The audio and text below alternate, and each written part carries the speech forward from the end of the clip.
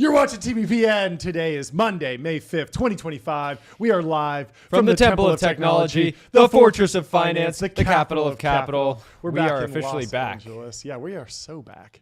It was never over, but we are back. We enjoyed the weekend in Ojai, and it gave us some ideas. You know, Ojai is a very idyllic place, very slow paced, not country nearly living, fast paced enough for us. Just the entire place is kind of devoid of finance. Really. Right. And so we're launching a new campaign. Those calm, tranquil streets filled with a lot of farmers markets, not a lot of derivatives trading, wine tasting, things like that. Exactly. There was this constant thought of what if we brought finance to Ojai? Yeah, so we're launching a campaign. We're calling it Save Ojai. From stagnation, we're going to petition Goldman Sachs to open an office there. That's right. That's really the goal. Get Goldman in there. I think it would massively stimulate the local economy. Exactly. Transform it even. Transform. And save it. Ultimately save it from being idyllic and stagnant. That's right. And so that's right. If you know someone at Goldman, please kick them the idea. Let's transform Ojai into sort of like a Midtown Manhattan vibe. Yeah. Really, the next Midtown is what we want. The next Midtown. Yeah. There's so much. Midtown is Manhattan in general is so constrained geographically. Exactly. The vision for Ojai is what if there were no bodies of water stopping, tremendous growth and expansion, right? Just parking lots and condominiums and billionaire. We could build a new billionaires row. Yes, in Ojai. That's we right. could save Ojai. That's right. So, we can save Ojai. Yeah. We did have a fantastic weekend, though. It was great. And but we are certainly happy to be back today. Locked in. We got a great locked in. Yeah, we have a great lineup for you. We'll pull that up. TBPN lineup. TBPN lineup. We got 5 guests. We got Molly O'Shea from Sorcery, Augustus Doricko from Rainmaker, Bucky Moore from Lightspeed, Katherine Boyle from Andreessen Horowitz, and Aditya Agarwal from South Park Commons. Very excited to talk to all of them starting in about 40 minutes. But we will go through some breaking news. Also, if you're traveling to Ojai, get on Wander. Go to wander.com. Find your happy place. Find your happy place. Book a Wander. There's a new Wander opening up in Ojai very soon, so you can get on the wait list. Yeah, go check it out. Anyway, the news from the weekend was entirely dominated by Warren Buffett. The Wall Street Journal today is It's just the Warren Buffett edition, basically. That's right. 2 different articles in the main section, 2 different articles in the business and finance section. It should have just been wall to wall, to be honest. It's they should call it. It's kind of offensive that the Buffett Street Journal today. Yeah. But obviously a fantastic legacy. 60 years as chairman. This was his 60th annual meeting, and he kind of teased that maybe he'd step down. He had already announced that he would be transitioning out, so it wasn't a complete surprise, but it seemed like no one really knew that today would be the day. And so it was very exciting. And obviously it triggers a lot of reflections. And so this piece in the Wall Street Journal was particularly interesting, why there will never be another Warren Buffett. He's been the chief executive of Berkshire Hathaway, of course, the conglomerate he has built into one of the most successful investments in history. There are 3 reasons why he has no equal and never will: the person, the period, and the package. Let's start with the person. He's not only brilliant, but he has spent nearly his entire long lifetime obsessed with the stock market, especially in his early years as an investor. His unparalleled success depended on unbearable sacrifice, foregoing a normal social and family life. A later writer called the great 17th century philosopher Spinoza the God-intoxicated man. Buffett is the stock-intoxicated man. That's right. He bought his first stock at age 11, devoured information about companies, reading corporate reports the way most people listen to music. He read a ton of financial statements while other kids played at amusement parks. Buffett was there physically, but mentally and emotionally, he was off in a world of his own, fixated on tax loss carryforwards and amortization schedules. We love to see it. Imagine being that obsessed. Imagine enjoying it. That's how we feel about podcasting. Kind of the Warren Buffett of podcasting, the Munger and Buffett of podcasting. Ideally, that's where we want to end. You really should strive to be so driven in your career that when you retire. You announce your retirement in a stadium to just all the adoring fans. To applause. Like, yes, applause. Round of it, standing ovation. Yeah. He started when Harry Truman was in the White House. Expertise is rooted in pattern recognition, and Buffett has seen every conceivable pattern. Given what I know about his work habits, I estimate conservatively he has read more than 100,000 financial statements in his more than 7-decade career. Years ago, winding up a phone interview, he was talking to the man who wrote this Wall Street Journal op-ed or piece, and said, "Hey, I'm reading this book." And Buffett says, "Oh, I also read it. It was about 50 years ago." And then he starts describing a passage, and Buffett's like, "Wow, Buffett knows the exact quote from that book and verbatim. Knew almost every sentence verbatim." Yeah, fantastic. His parallel exposure to financial information combined with his prodigious memory made Buffett into a human form of artificial intelligence. He could answer almost any query out of his own internal database. That has given him an unparalleled ability to identify the kernel of significance in any new bit of information and a durable advantage over other investors. Now that AI is universally available, a person with Buffett's massive command center won't even have an advantage in the future. Do you think this is true? Do you agree with this? I thought this was an interesting take, and I don't know I agree with it. Yeah, I don't want to believe that it's true, right? Because that sort of would imply that Buffett's only advantage is just knowledge, access to information. Yeah, and in a world where information has already been widely accessible and freely available for decades, effectively for free. Yeah, it feels like we would have already. It feels like he would have lost his edge, maybe in the 90s, if that was the case. So, yeah, there is a remaining question. And I wonder how David Senra and like the modern business historians will see his legacy. Is it purely driven by knowledge? Is it intelligence? Is it contrarian individual, independent thinking? Is it access to capital and storytelling, or is it management? He's also great at in putting the right person in the job and giving them the tools to succeed. So there's a lot of other things that go into making Buffett successful. It seems like market timing seems to be, he's really good at that. Access to historical information can certainly give you an advantage maybe in timing markets, but it certainly doesn't seem like it'd be the only thing that gives you an advantage. Otherwise, more people would be better at it. Right? Yeah. It does seem to, I don't know, it's odd with the market timing thing because it does seem like that would be easy to encode into an algorithm. And yet we haven't seen quantitative hedge funds necessarily apply the Buffett philosophy. When they do quantitative investing, you usually do it on a much shorter time horizon. So it's kind of interesting. I did like this that Buffett has said many times that he won the ovarian lottery by being born when and where he was. If he'd born in Omaha just 50 years earlier in 1880, he would have had to invest in livestock instead of stocks. Had he been born in 1930 Omsk instead of Omaha, a little play on words there, he wouldn't have owned railways. He probably would have worked on the Trans-Siberian Railway. And so he lucked out being in Omaha in 1930 when there was a big boom. And then also Benjamin Graham, pioneer of security analysis and one of the greatest investors of the past century, it was developing his career right then, so Buffett was able to study under him. And Buffett also began his career before trillions of dollars had poured into the stock market from index funds and other giant institutional investors. He built his phenomenal early track record by fishing where no one else was even looking to catch anything. He fed on the tiniest plankton on the stock market. He bet big on these small fry. This guy's such a good writer. At various points, his investment partnerships had 21% of their total assets in Dempster Mill Manufacturing, a maker of agricultural equipment based in Beatrice, Nebraska, and 35% in Sanborn Map, a New York-based cartography company whose investment portfolio alone was worth more than its stock price.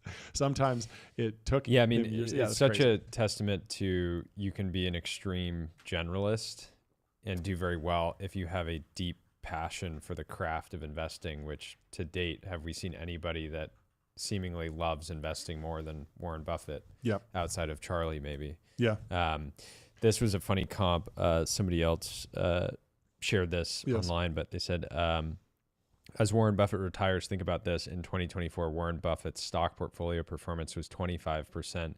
And in 2024, Nancy Pelosi's stock market performance was 71%. So anyways, strong case for the Pelosi Act there. Totally. I do think this is the final takeaway in this piece is interesting because Buffett placed his investments in a package like no other, talking about the holding company. Berkshire Hathaway operates as a publicly traded holding company, a receptacle for whatever he thought was worth owning. Other publicly traded stocks, treasury bonds, private companies. At one point, it was even one of the world's largest holders of silver. Now it holds $330 billion in cash.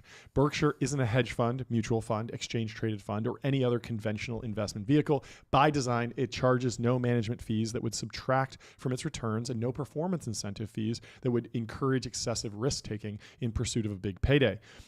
Most investment funds operate under a curse that economists call pro-cyclicality. After a fund racks up a streak of good returns, investors throw money at the fund, forcing its managers to put the new cash to work in a market that is likely becoming overpriced. That hinders future performance. We saw this with venture, obviously. A bunch of people made a bunch of money on mobile, and then they raised huge funds specifically for mobile. We're seeing this in defense tech now. Right? If you got early in Anduril, now you're raising like a dedicated defense tech fund. Are the assets overpriced now? Maybe. It is risky. And so with Buffett, when returns falter in a falling market, normally when returns falter in a falling market, investors yank their money out, forcing the fund managers to sell as bargains are becoming abundant. This is the problem of pro-cyclicality in normal investment fund structuring. The fund's own investors make its performance worse, intensifying the market's ups and downs. Berkshire's only cash flows, however, are internal. Money comes in from or goes out to the assets it owns. Cash can't come pouring in from new investors or get yanked out by fleeing investors at the worst possible times, because you can only invest in Berkshire by buying shares from someone else in the secondary market. They don't do new stock issuances. And this package has given Buffett a structural advantage that has enabled him to pursue opportunities wherever and whenever he has perceived them. That's a luxury almost no other professional investor has or even wants. So long as most fund managers can earn a lavish living from underperforming the market, the real risk for them will be trying anything different. Pigs will sprout feathers before anyone has the daring to truly emulate Warren Buffett. I love it. That's great. Anyway, if you think you're the next Warren Buffett, get on public.com. Multi-asset investing, industry-leading yields, trusted by millions. They had their first race yesterday sponsoring Aston Martin F1 in Miami. F1. And thank you to Public for betting on us before you bet on Aston Martin. Yeah. Really shows We're in good your company. faith. And yes, in good company. It is interesting how many people. What is there a curse to call yourself a baby Berkshire Hathaway? Maybe a few people have dared yes, to call yes, them I know exactly what you're talking about. It is rough. Building, this holding Notably, company. Josh Kushner at Thrive has not drawn that comparison. Yeah. Thinking very differently, maybe building something different. But it is interesting because they're like that pro-cyclicality thing does feel like a problem in venture. And if you have the permanent capital vehicle, maybe there's something there that you can grow into over time. But yeah, I mean, it's very different. There aren't like, if you're a traditional VC, you don't have deal flow stuffed with cash flowing assets constantly. Yeah. If somebody shows up with a lot of cash flow, you're kind of confused. Not sure what to do here, bud. Yeah, not sure what to do. Yeah. Anyway, we should talk a little bit about the CEO in waiting, Greg Abel. He is taking over, and at the young age of 60, 60-something. Imagine being... Still ready for a second generational run. Yeah, but at the same time, his boss, Warren Buffett, is 94 years old. And so he's like, I've been that's what I'm working saying. for this He's got guy a good 34 years. Yeah, probably. That's the nature of these potentially a lot things. more. Yeah. And so Abel will inherit the challenge of overseeing that wide-ranging empire while living up to Buffett's seemingly impossible to replicate record in stock picking, something even Buffett has struggled to do in recent years. He would make a huge mistake trying to be Warren Buffett, and he knows that, says Will Danoff, the Fidelity manager who counts Berkshire as a top holding. Shareholders want Greg to be the best Greg Abel can be. Buffett isn't just an investor. His unique stature allows him to confer legitimacy on damaged businesses in times of crisis, as he famously did when Wall Street veered toward potential collapse, and to extract a good deal for his shareholders in the process. That's, of course, the story of Bank of America during the financial crisis. It was definitely the next domino to fall after Lehman and Bear Stearns. But Buffett saw something beautiful in the business. He saw something savable, and he came in, kind of bailed them out in the private markets, injected a bunch of cash, and then, of course, wrote a op-ed on the cover of the Wall Street Journal. Never let the Bank of America fail. Never let the Bank of America fail.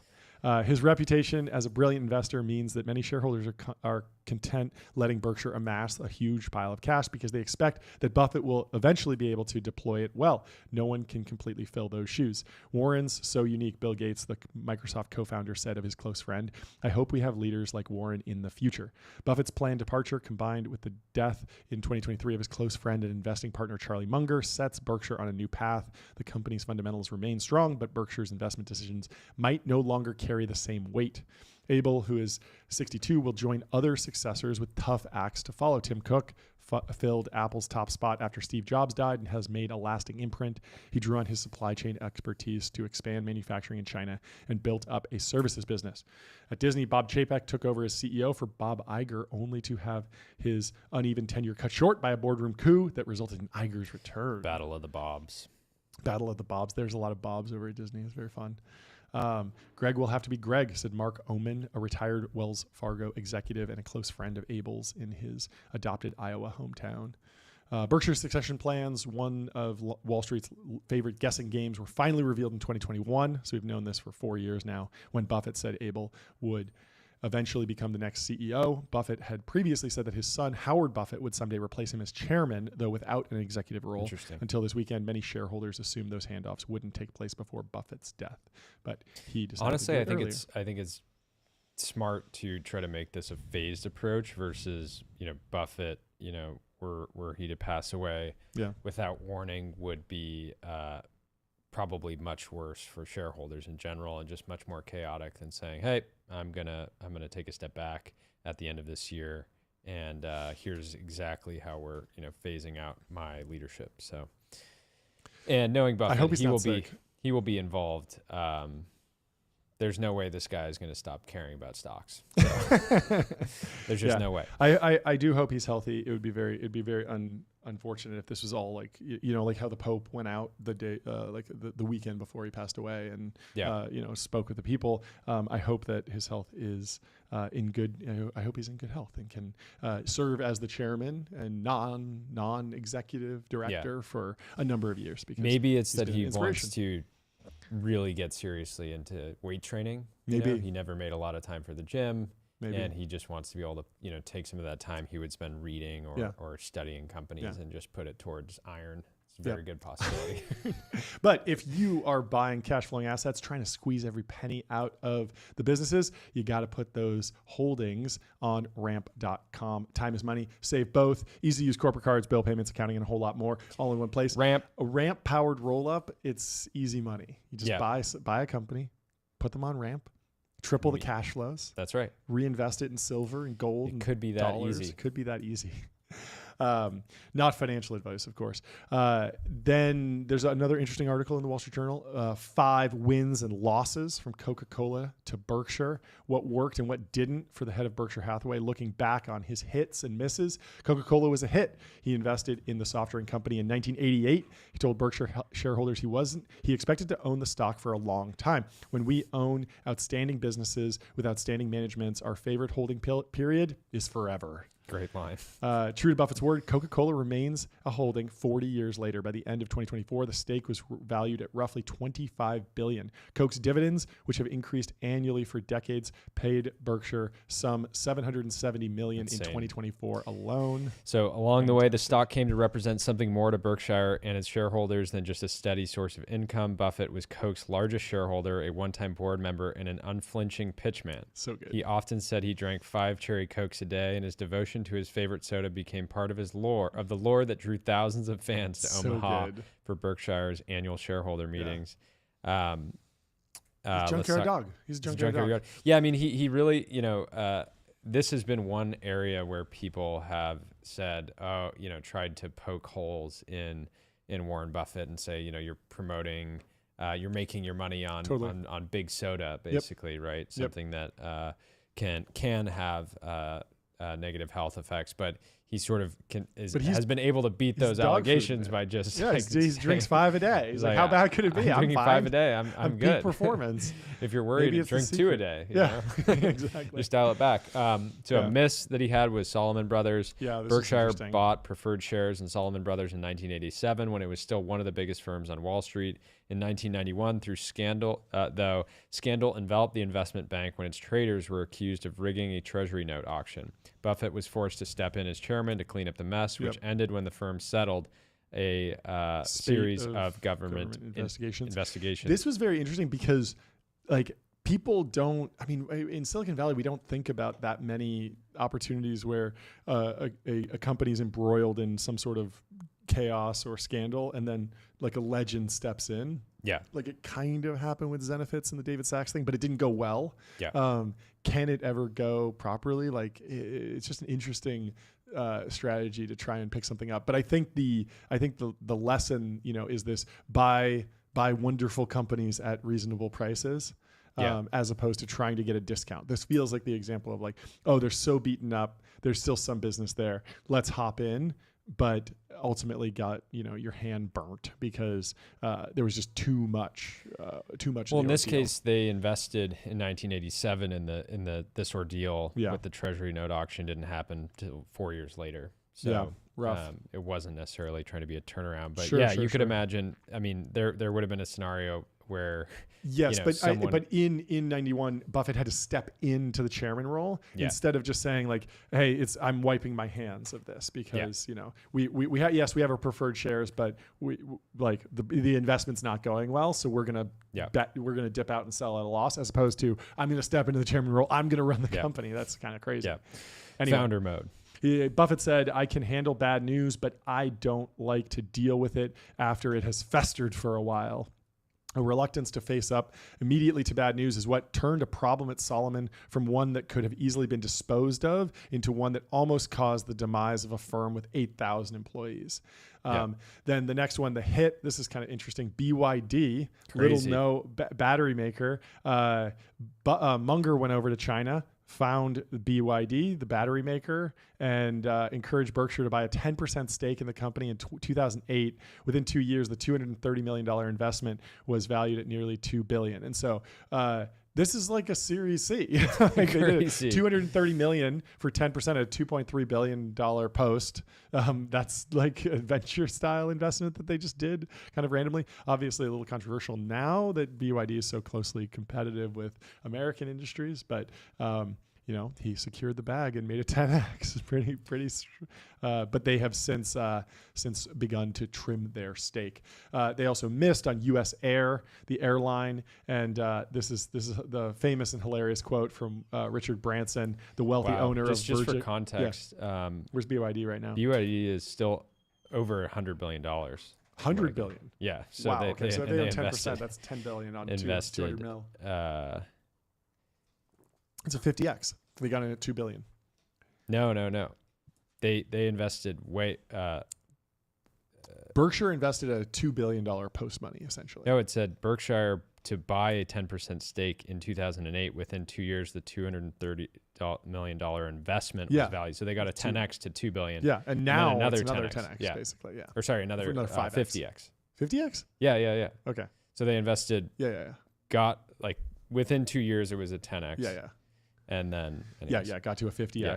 Not bad. But they struggled with U.S. Air. Richard Branson said, Richard Branson was asked how to become a millionaire, and he had a quick answer. There's really nothing to it. Start as a billionaire and then buy an airline.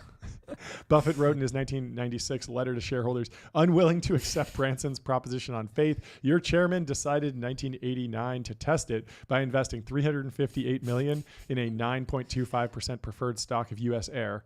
Buffett conceded he underestimated just how much havoc the deregulation of the U.S. airline industry would play on U.S. Air's business. From 1990 to 1994, U.S. Air reported total losses of $2.4 billion.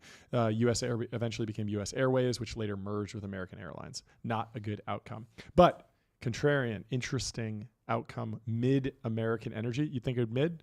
It's not mid. It's not. It was great. It was goated. It was goated. Buffett bought a 75% stake in the Des Moines utility in 1999 at the urging of Walter Scott, a lifelong friend who had joined the Berkshire board in late 1980s. Mid-American, later renamed Berkshire Hathaway Energy, thrived under Berkshire by eschewing dividends and plowing the company's profit back into the business through acquisitions of capital investments. BHE would become one of Berkshire's 4 pillars, along with its insurance and railroad businesses and its stake in Apple. Annual operating earnings grew to nearly $4 billion from $122 million in 2000. Wow. Yeah, that's pretty great growth. The deal also added Greg Abel to Berkshire Hathaway's payroll. That's where Greg Abel came from. He was working at Mid-American Energy, and that's how he was able to climb the ranks. Pretty great. And then actually the last one that's kind of interesting is that Berkshire Hathaway itself apparently was a miss. In May of 1964, the top executive of a struggling textile manufacturer called Berkshire Hathaway wrote to its investors offering to buy their shares for $11.37.5 a piece. Buffett, a major shareholder, had expected $11.50. But when Berkshire's Seabury Stanton responded with the lower offer, I bristled at Stanton's behavior and didn't tender. He's like, it's offensive that you didn't want my $11.50. You only want $11.37. What is this? What are you trying to sell me? And so that was, Buffett wrote, a monumentally stupid decision. Berkshire continued to wilt along with the rest of the New England textile industry, shutting mills and racking up losses. But Buffett, piqued by Stanton's actions, ignored the company's grim outlook and instead kept buying more stock. By May 1965, he took over Berkshire for good. It is a move he still regrets, though it did earn him his first mention in the Wall Street Journal. There we go. Interesting. There we go. Although Seabury's and my childish behavior... Through Seabury's and my childish behavior, after all, what was an eighth of a point to either of us? He lost his job, and I found myself with more than 25% of Buffett's partnership capital, his original investment vehicles, capital invested in a terrible business about which I knew very little. I became the dog who caught the car. Buffett kept the textile business going for years, but stubbornness, stupidity has its limits, he wrote. Wow. In 1985, I finally threw in the towel and closed the operation. So the very, very ironic that the company namesake that it was the namesake ended up being an L. It just goes to show if you want to be one of the greatest or the greatest investor of all time, you can to have some L's along the way. It happens. It happens. The best of them. Even to the best of them. So the market so far does not like the retirement news for Warren Buffett. Berkshire Hathaway stock is down 6.39% in this post by Ryan Peterson, friend of the show. But he asks, how is this not priced in? He's 94. I mean, I guess, there's the question of like, yes, we know he's going out, but it could be another 2 years. Yeah. Could be another 3 years. And what does that mean? Well, is the delta between another year of Buffett an extra 3% in the performance of the company? Maybe. Yeah, in many ways. I mean, I think so. the interesting dynamic is they're sitting on all this cash that they will have to redeploy at some point. And so it would be fascinating if Buffett's, main sort of final act was just accumulating this fortress balance sheet, but then you have to trust Greg Abel and the rest of the team to actually deploy it effectively and be able to live up to, basically fill some of the biggest shoes ever. So this is an interesting quote by Warren Buffett. I read everything: annual reports, 10Ks, 10Qs, biographies, histories, 5 newspapers a day. On airplanes, I read the instructions on the back of the seats. Reading is key. Reading has made me rich over time. Warren Buffett. That's David Senra to a T. It's great. And Jerry Capital had a funny post here. Proof that nobody can actually compound 20% over his entire career from 1965 to 2024. The gain, 19.9%. Just 0.1 off of 20K. 20%. Under. No one can do it. It's too hard. Simply He impossible. has not had that many bad years, although 2008, the financial crisis, that was rough. 31% down, but the S&P went down 37%. And so it seemed like he also didn't get back in fast enough because the next year. If you look at his exposure, he actually was down in 1999, but then as tech, the original .com bubble collapsed, he had one down year. Yeah, but most he outperformed, but in general, he was outperforming massively. Fascinating. Yeah, so 5 million% overall gain versus 40K percent overall gain in the S&P 500. Anyway, there's some more information here. I like these just like key ideas and takeaways from Buffett. I pulled a bunch of these together. We'll have to get David on the show this week and talk to him about lessons because he's done like 7 different episodes about Buffett and the Buffett cinematic universe. But avoiding mistakes is the ultimate goal. Buffett and Munger teach that the best way to prevent trouble is to avoid it altogether by learning what works and what does not. Focus on not doing dumb things. I like that. Learn from folly and remove ignorance. Fewer dumb mistakes than other people, and fix mistakes quickly. Buffett and Munger stress ignorance removal, systematically eliminating what you don't know or understand. Simplicity and common sense, a core theme. Simplest, timeless principles win over complexity. Efficiency, simplicity, common sense, hallmarks of Buffett and Munger, and tons of lessons in everything from venture capital to startups to building businesses to just living your life. And these are illustrated by looking at investments like Coca-Cola and See's Candy, which are so simple, beloved brands, and it's a sense of are people going to love candy in 20 years? Probably just as much as they do today. Yes. Yep. Okay. If can we scale, distribution between now and then? Yep. Great. It's probably a good investment. So I mean, just a good lesson. He made the iPhone or the Apple investment. The iPhone was 7 years in. I think the iPhone started in 2007, and he made the investment like 2014. And he didn't use an iPhone; he had a flip phone. But he was like, my grandson uses one, or my granddaughter loves them, and so he was like, and the retention rate is 95%. And so I think it's a good business. That's amazing. Great. And it became a fantastic investment for him. And a lot of people were pointing out that if you pull out Apple from the Berkshire Hathaway investment returns, it then underperforms the S&P 500. But that's kind of odd because Apple's in the S&P 500, so maybe you should pull it out of that too. But it's kind of like interesting. But at a certain point, it does raise the interesting question: is like people originally if you pull out the power law outcome out of any investor's portfolio, it's kind of the nature of these things. Yeah. But I mean, to kind of steelman that criticism, the flip side is what service were you paying Warren Buffett for in the 70s or the 80s. It was Yeah. like, go find some company that's maybe the stock isn't even publicly traded and operate that company extremely efficiently, reinvest all the cash flows, all these different things. And Apple feels like, well, anyone could just buy Apple. Yeah. And so certainly, I think Apple outperformed Berkshire Yeah, but Hathaway. at the same time, so. I'm happy to pay somebody 2 and 20 if they just only invest in. And in this case, in the you're not best paying companies. 2 and you're 20. not Remember, paying- there's no fees.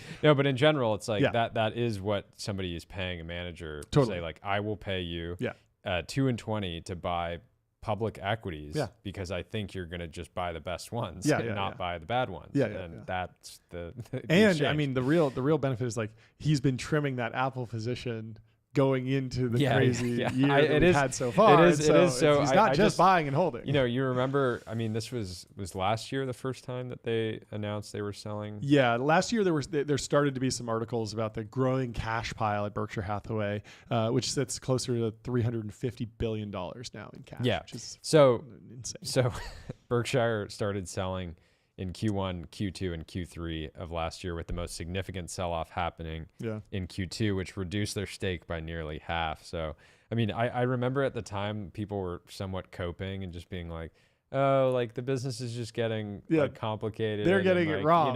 But of course, the market goes into turmoil. They've just held it a long time. Like, they're probably not actually bearish. Yeah, like, they're not just, actually like, calling the top they're successfully for the 7th time in a row. That's great. Yeah. Anyway, I like this investment principle, the circle of competence. Invest only in businesses you truly understand. Buffett and Munger stay within industries where they have knowledge and insight, and they put anything outside the circle in a too tough pile to avoid.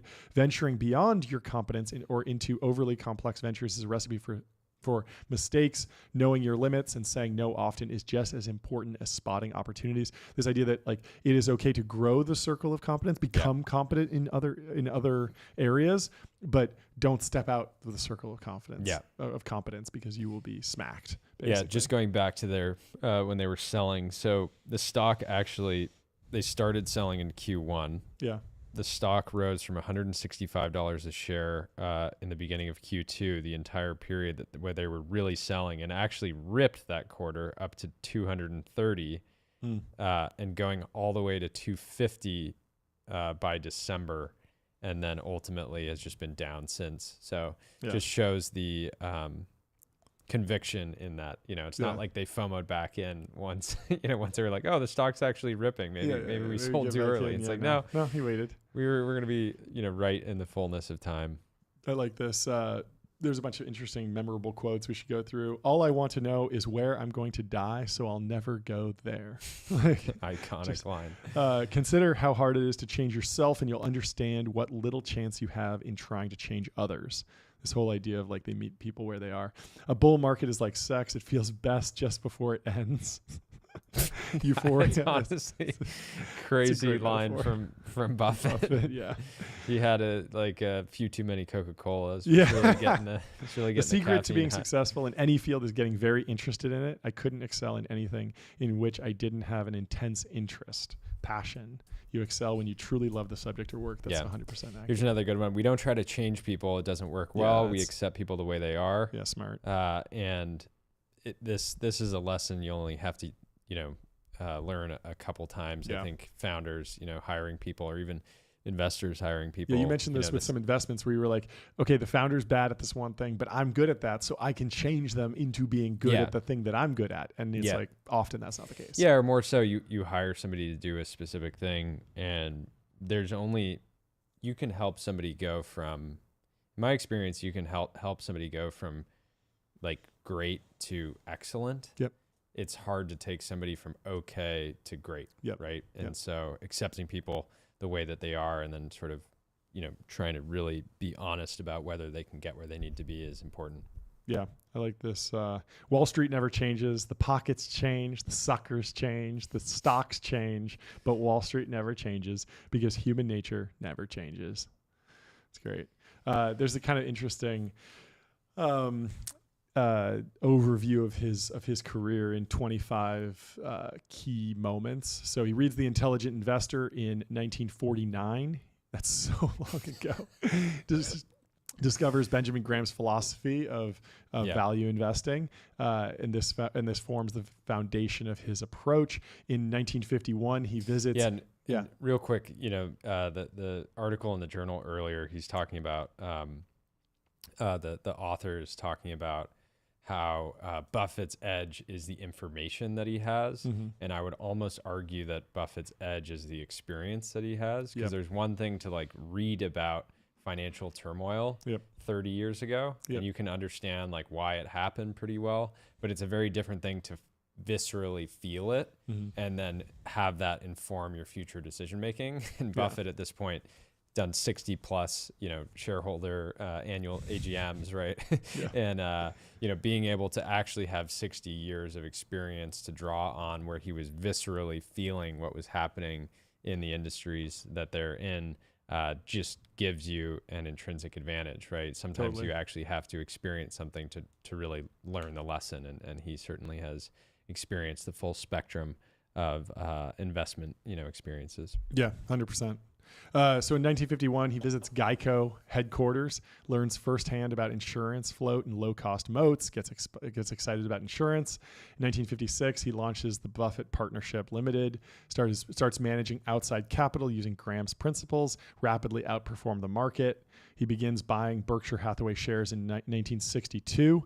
He spots this deep value opportunity in a dying textile mill and builds this stake. Ended up being his biggest regret.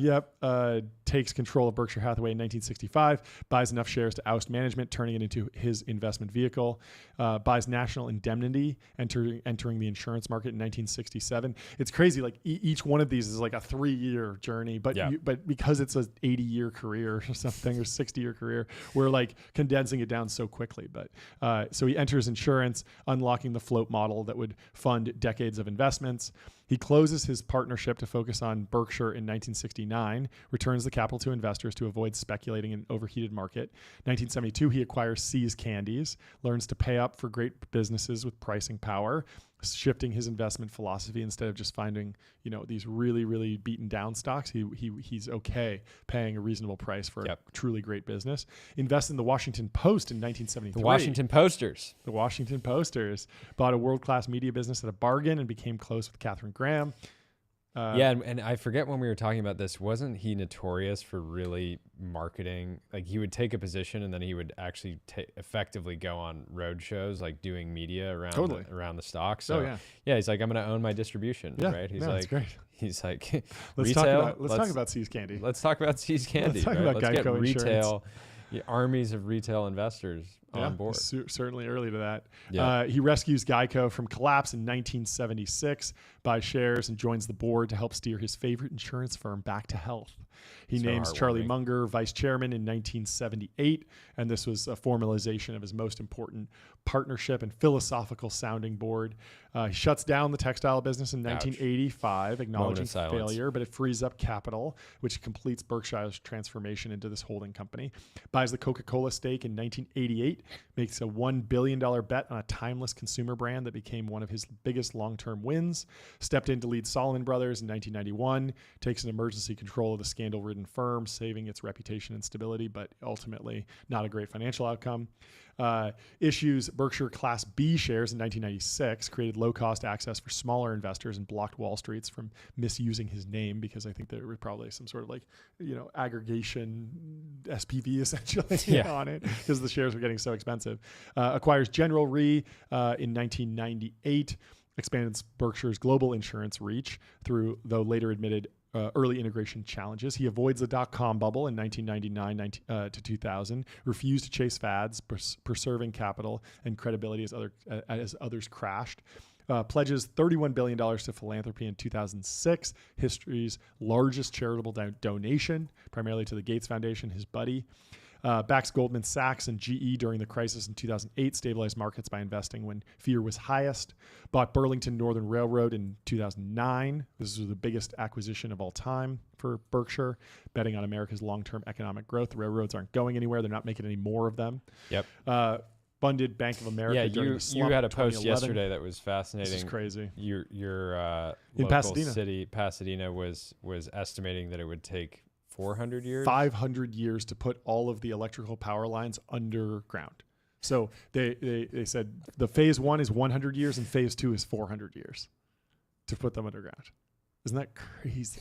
That's longer than America's been around. Yeah. America is, what, 250? They're 300 years old now, going on 1776, right? Yeah. It's like a crazy, crazy amount of time. To imagine writing that with a straight. Yeah. I hope they put on clown makeup. Like, oh, you think in decades? We think in centuries. Our plans are measured in centuries. So he funds Bank of America during 2011 slump, injects $5 billion, gains a massive stake. Then he invests in Apple in 2016. This is the iconic investment. $36 billion of Apple. Now it's Berkshire's most valuable holding. He promotes Abel and Jane as vice chairs in 2018 and starts quietly initiating the leadership succession process. And then, of course, in 2021, he names Greg Abel as the future CEO. And then in 2025, he announced retirement as CEO. And so that is the legacy of Warren Buffett. And we will continue talking about him this week. Hopefully, we'll get David Senra, some other folks on the show. But we are joined by our first guest of the show, Molly O'Shea, host of the Sorcery Podcast. Welcome to the stream, Molly. How are you doing? Molly, it's great to have you. You are live. You are live.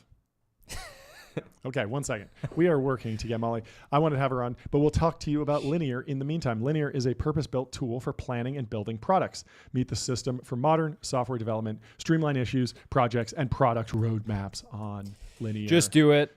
We use Linear at TBPN. As you know, we treat our media products like regular software products in terms of the way that we build them, in terms of trying to make them better every single day.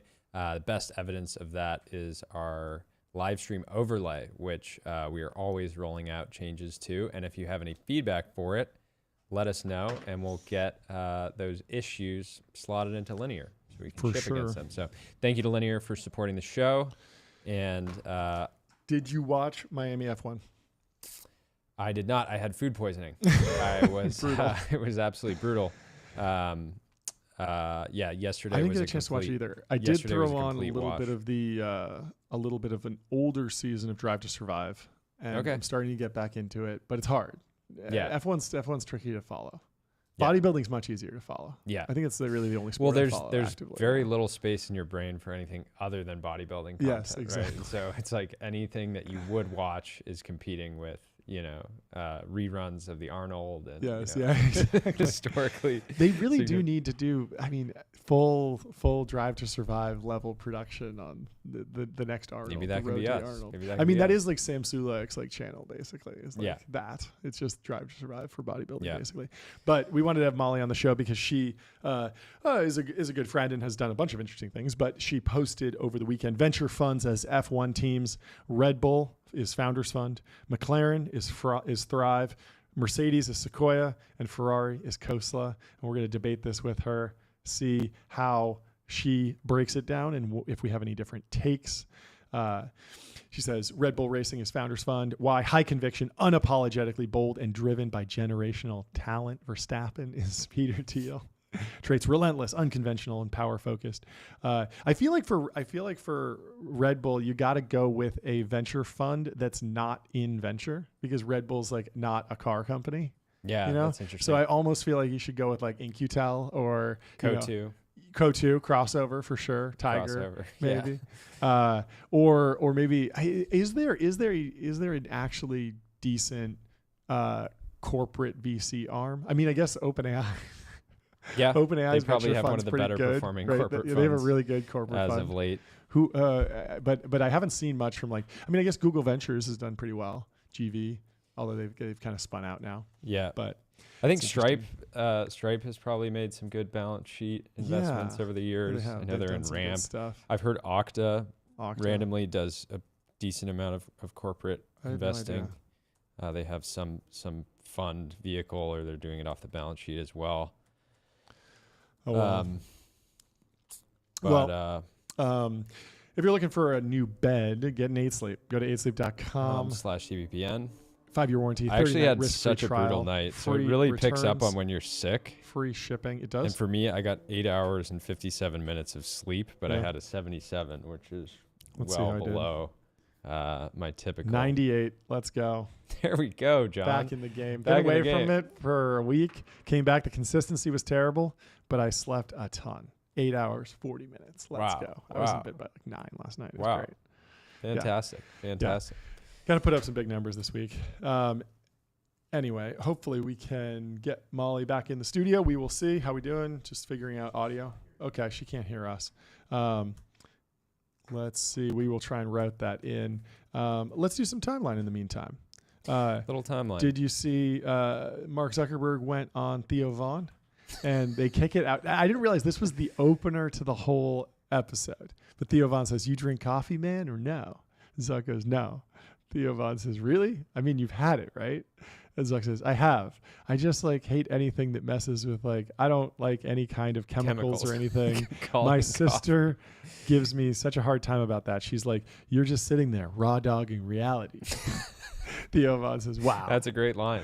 And then, but it got spicy on the timeline because Memnon of Rhodes says, "Let's be real. Mark Zuckerberg's sister did not tell him he was raw dogging reality." And Mark Zuckerberg's sister, Ariel Zuckerberg, says, "I 100% said this to him." You're never deleting this app moment by Shweta. Right. Anyway, I think we got Molly. Let's bring her back into the studio. We'll ask her if she's had coffee or if she is raw dogging reality today. Let's see. Molly, are you there? I'm here. Are you raw dogging reality or are you caffeinated today? I've had about 5 matchas and 2 espressos. There we go. Wow. Getting up potentially into that 500 milligram range. Yep. Which is that's junkyard dogging reality. Yeah. That's just consuming everything. Yeah, maxing.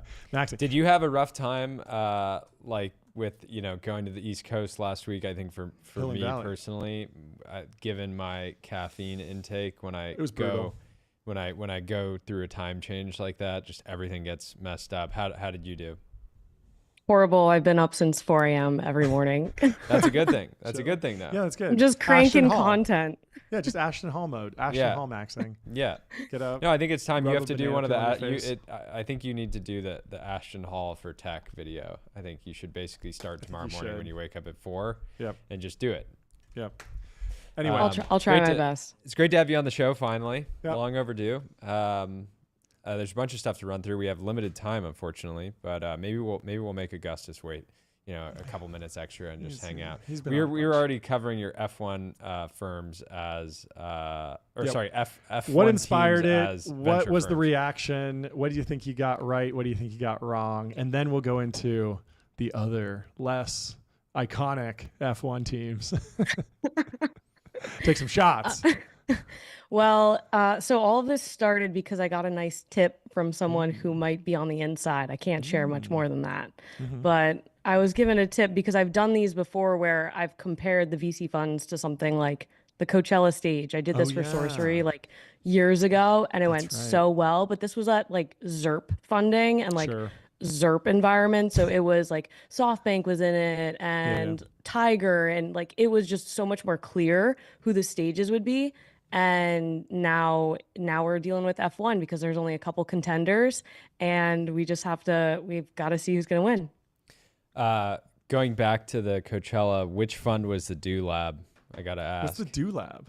Oh my God, that's a good one. I forget. I've never been to Coachella. You've never been to the Do Lab? Honestly, that's extremely bullish. No. That's extremely bullish that you've never been, to be honest. I've never been to Coachella. But you sweet child, you sweet child doesn't know what the Do Lab is. But who do you have as a Do Lab? I got to know. And then Sahara, and then we'll move on to F1. Okay. I mean, let me pull this up. Well, while you're pulling that up, there are some midfield teams that someone broke down. Williams is Greylock, the 5th most winning team in history. Didn't keep the top talent or scale, so fell behind. Alpine is BCV, Bain Capital Ventures, storied brand across racing categories. PE Consulting, strong veteran lineup, couple wins and podiums in recent years. Decagon, Crea, younger guys largely untested, no clear succession.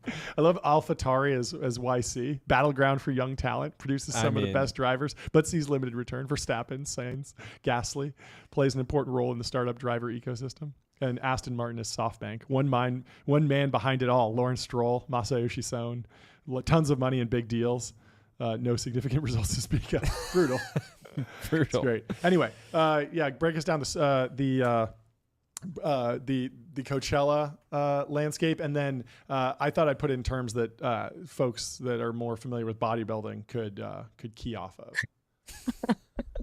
Okay, so for DoLab, okay, yeah, this one was just scrappy bootstrapped companies or people in stealth. Okay. For Got it. the main stage we had is Tiger Edition, Kotu, A16Z, and All Sequoia. crossovers. Oh, so it's basically the lineup Yeah, crossing okay. over. Okay, Sure, I got sure, it. I got it. It's the big show, headliners, hard to compete, expensive rounds. Got it. Right. And Okay. then Yeah. for outdoor theater, which is just as experienced, arguably more fun, artist friendly, we had first round, benchmark, pair, and index. This Okay. might okay. Yeah, that tracks, honestly. Sahara, which is also like amazing, very large, loud, and a little bit more out there. Founders Fund, SoftBank, General Catalyst, Lux, Craft. Let's see, Gobi. I can Gobi's see like Delian pretty. playing the Sahara stage right around like 6 o'clock, just really, peaking, basically. Peaking. Well, yeah, I mean, I've never been to Coachella. I barely get to watch F1. I really only follow, the only sport I follow is bodybuilding. So I did my own kind of version of this, mapping the top venture capital firms to professional bodybuilders. So I'll give you a rundown, and I'm sure you're familiar with bodybuilding, so you'll be able to give some feedback and tell me how I did. So for Sequoia Capital, I have Arnold Schwarzenegger. This one, obviously, it should be. Obviously. Great both set documentary. the sports, the industry's gold standard early. Sequoia, Apple to Airbnb hit list, and Arnold's 7-time Mr. Olympias. It became the blueprint that everyone studies, right? Yeah. Andreessen Horowitz, this one should be obvious. Dorian Yates, of course. Yep. Each burst in with radical mass, software eats the world, media blitz, 6 straight Olympias. They kind of reset what scale and intensity could look like. For Founders Fund, this is a no-brainer. Phil Heath, precision-obsessed moonshotters, Thiel's contrarian bets, Heath's near-flawless symmetry, both racked up 7 crowns while dividing the crowd. A little controversial, Heath. Kleiner Perkins, Ronnie Coleman, obviously. Everyone's going to guess that one. Of course. Of course. They're 1990s titans that went maximalist. Yep. KP's .com era supremacy, Mears Coleman's 8 title, Yeah Buddy. Yeah, buddy. that pushed sheer size and later paid for it in surgery and turnover. Excel, you got Lou Ferrigno. Lux Capital, you got Jay Cutler. Of course. Probably makes sense, Of course. He's a methodical grinder, just like Lux. They've been at it for a long time. Lux deep tech persistence and Cutler's dogged prep finally dethroned the champ. Showing steady focus beats flash. Lastly, we got Nat Friedman. He's the up-and-comer. He's the Sam Sulek of venture. Sulek. People have been saying that for a long time. Many people have been saying that. Yep. So I think that will put, the venture funds in terms that really anyone could understand, because a lot of the F1 analogies, they just don't really land with like our audience, at least. Bodybuilding's very American, whereas F1 is very European, right? It is. What else is on your mind, Molly? How was what was your reaction to last week? We obviously were in DC as well. Did you have any major takeaways? Anything that you're following after the event? You got some Palantir merch. I got some Palantir merch. Became friends with Ileano there. Got the best. introduced to Sham. Cool. Got a private tour of the office on Friday or the Wow. next day. Some amazing merch they got there. But I think like the biggest takeaways, and I'm still seeing this, but the biggest theme from the event was the U.S. versus China. And we're seeing that because Delian's still posting about it. He's posting through it for sure. He is. He's An posting interesting through one. We'd heard some light chatter about the TikTok deal potentially getting closer to a resolution, but there being a general unhappiness with how it was getting sort of resolved. So not sure how much we can share, but that was one takeaway for me. It's like in the midst of this like massive trade war and all this talk about US China, one of the sort of key issues that should be completely bipartisan and we should be acting extremely intensely around, it seems like we're going to miss the mark on. So I think consensus is that there will be a group of financial investors that come into the company and own a stake, and then Oracle will do the data management and kind of the cloud infrastructure, but it won't fully leave control of the CCP, which is maybe not the best outcome. I've been advocating for just giving all of TikTok to Truth Social. I think that would be something that everyone could really rally around. Yeah. Might destroy it, but it's definitely going to get approval from the top dog in Washington. He'll be happy to have a new asset. Yeah. What else? What can you tell us about working at a family office? How it differs from working at a VC firm? You've obviously worked in both places. What's different, and how are family offices like positioning themselves these days in venture? Is it just like tag along rounds, or are they trying to lead rounds? Like, what are you seeing in the family office landscape? Good questions, many questions. I think the biggest difference is the time horizon on deals and the thinking. So It's instead more of permanent capital. Yeah, it's permanent capital. You're thinking evergreen. You're not confined to 4 years for investing. It's not like you have to stop investing after 2.5 years and start raising and going out to fundraise. Instead, you're thinking long term. You can actually be a little bit more thoughtful instead of playing the rat race of competitive rounds. You can pick companies and go deeper with them, have longer term relationships. It's just it's a much different game because it seems much more rational. I think my biggest thought and reflection after leaving institutional VC was just how much it's thwarted by fast decision making. If you have to consistently confine to, oh, I've got to do this many deals a year, you have to do this many per fund and allocate X amount of capital, then it really constrains your judgment and how you think about what you want to do. So it's great because you can operate with clarity. You don't have to waste your time with tons and tons of meetings. You can actually just focus on the power law winners.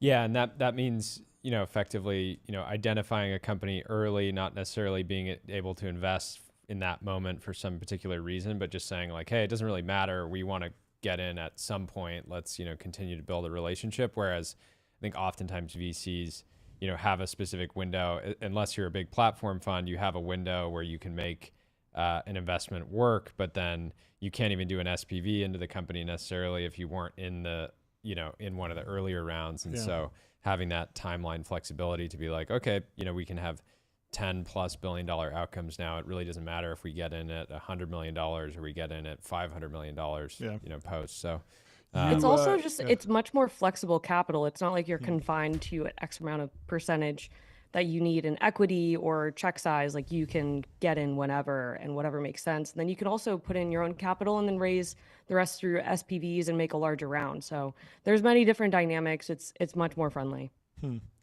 You dropped an interview with Bucky Moore. He's going over to Lightspeed. We're having him on the show later. What was the question that you were too afraid to ask because it doesn't meet Sorcery's brand standard? But it's anything goes here when we're live, so we can put him on the spot. What did he ask you to edit out, and then we'll ask him that live?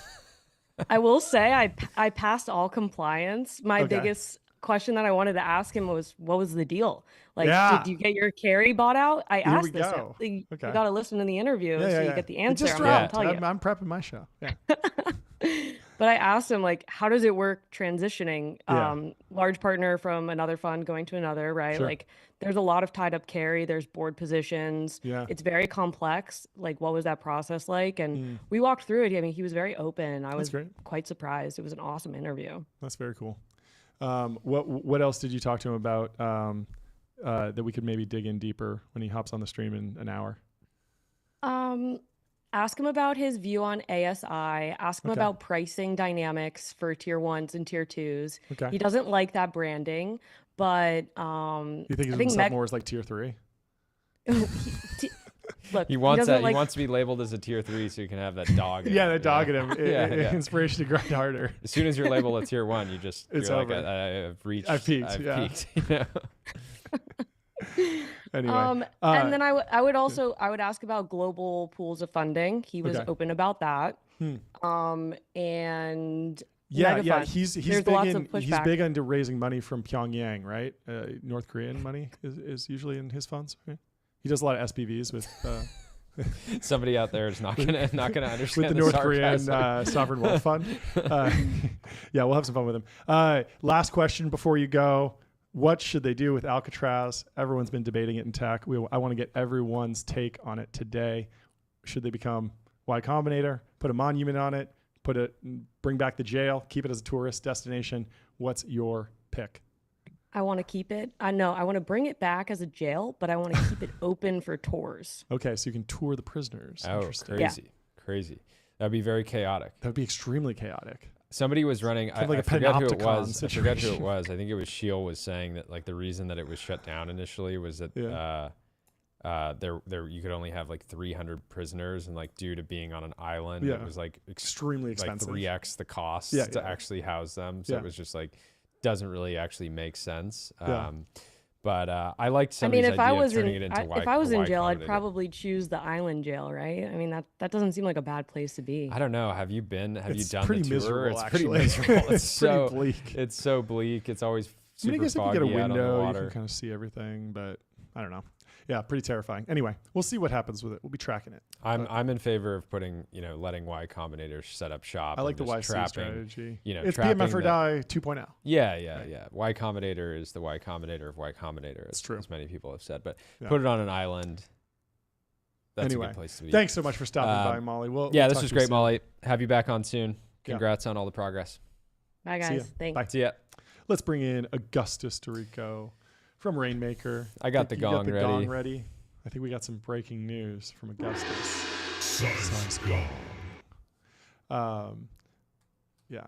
We had a chance to sit down with Augustus in DC, get the update from him. I loved that, his business is cloud seeding, making it rain, and he somehow tied it into the AI race to develop more data centers. Yeah. And it wasn't complete nonsense. Like it actually made sense. Where's the water going to come from? Yeah.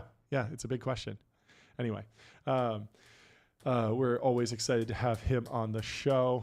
In the meantime, texting him. Here he is. Yeah, let's bring him in. Let's do it. How you doing, man? What's up? Boom. Look at that contact. I'm blessed. It's a size gong occasion. Rainmaker just announced its raise of $25 million for our Series A. Fantastic. Congratulations. Let's go. 25 million. Give us the breakdown on the deal. Who's in? Okay, yeah. So it was led by Lower Carbon. So that was Ryan Orbach and Clay Dumas. Chris Sacca founded the fund. They're really interested in adaptation tech now, right? Like in the face of severe weather and changing climate, how do we build technologies that can make us more resilient, right? So more resilient to drought, more resilient agriculture, more from cloud seeding is one way to facilitate that. And so they were stoked. Naval Ravikant, sage philosopher king of tech bros everywhere. He was in, I think, just because we went for like a really long romantic walk in Manhattan Beach one time. And then Greg Bernstein from Ace Cap, Sovereigns Cap, some really great Christian mentors and leaders for me. And then Drover Ventures as well. Drover Ventures, William Clark, great dudes. So that was the deal there. Talk about what the process was for the raise, because from what I know, this is being announced now, but got done a while back. It was from everything I heard, an extremely competitive process. What were you really looking for in that lead check? Yeah, I'll tell you that, and then I'll show you all of the crazy shit that we've been working on with the money since we actually did raise it, because that's the more exciting part. What we were interested in then was technical sophistication. Cloud seeding, unlike even a lot of deep tech, is an inordinately complicated business. You need to be really good at weather modeling, at air soil chemistry, at radar, at a bunch of other electronics. Meteorological radar is crazy unto itself.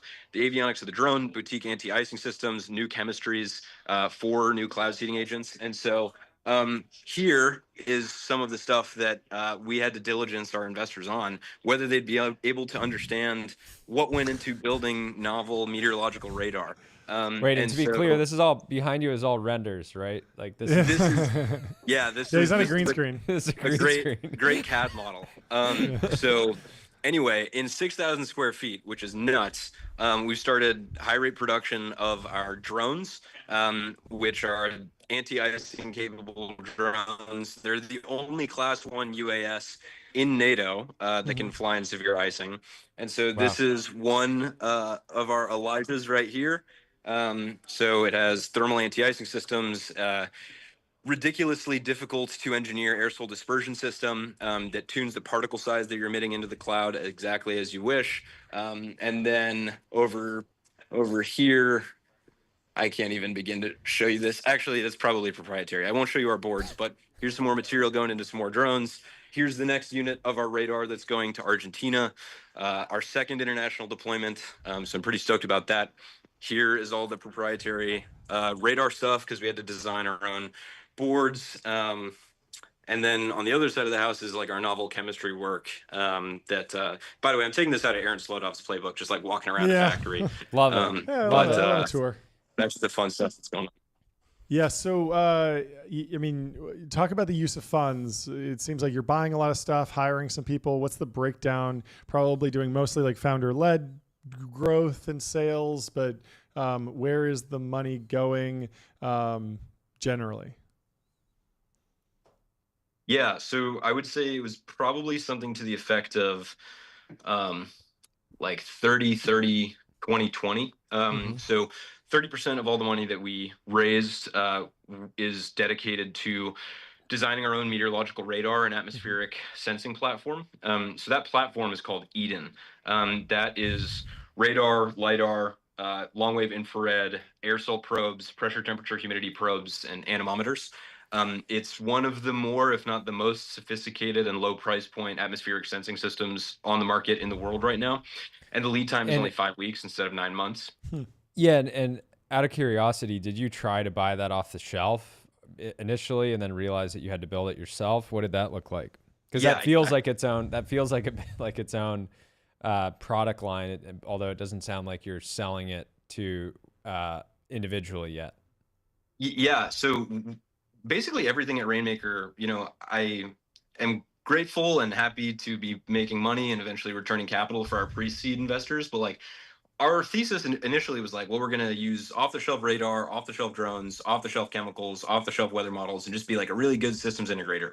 And then we got punched in the face like 100 times and decided we had to vertically integrate everything.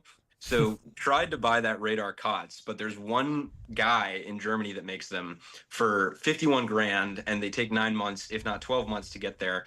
Our system is about 5 times more cost effective, more affordable, and the lead time is 5 weeks. So we did that. About 30% of the funds went to designing Elijah, our Class 1 UAS that's capable of anti-icing.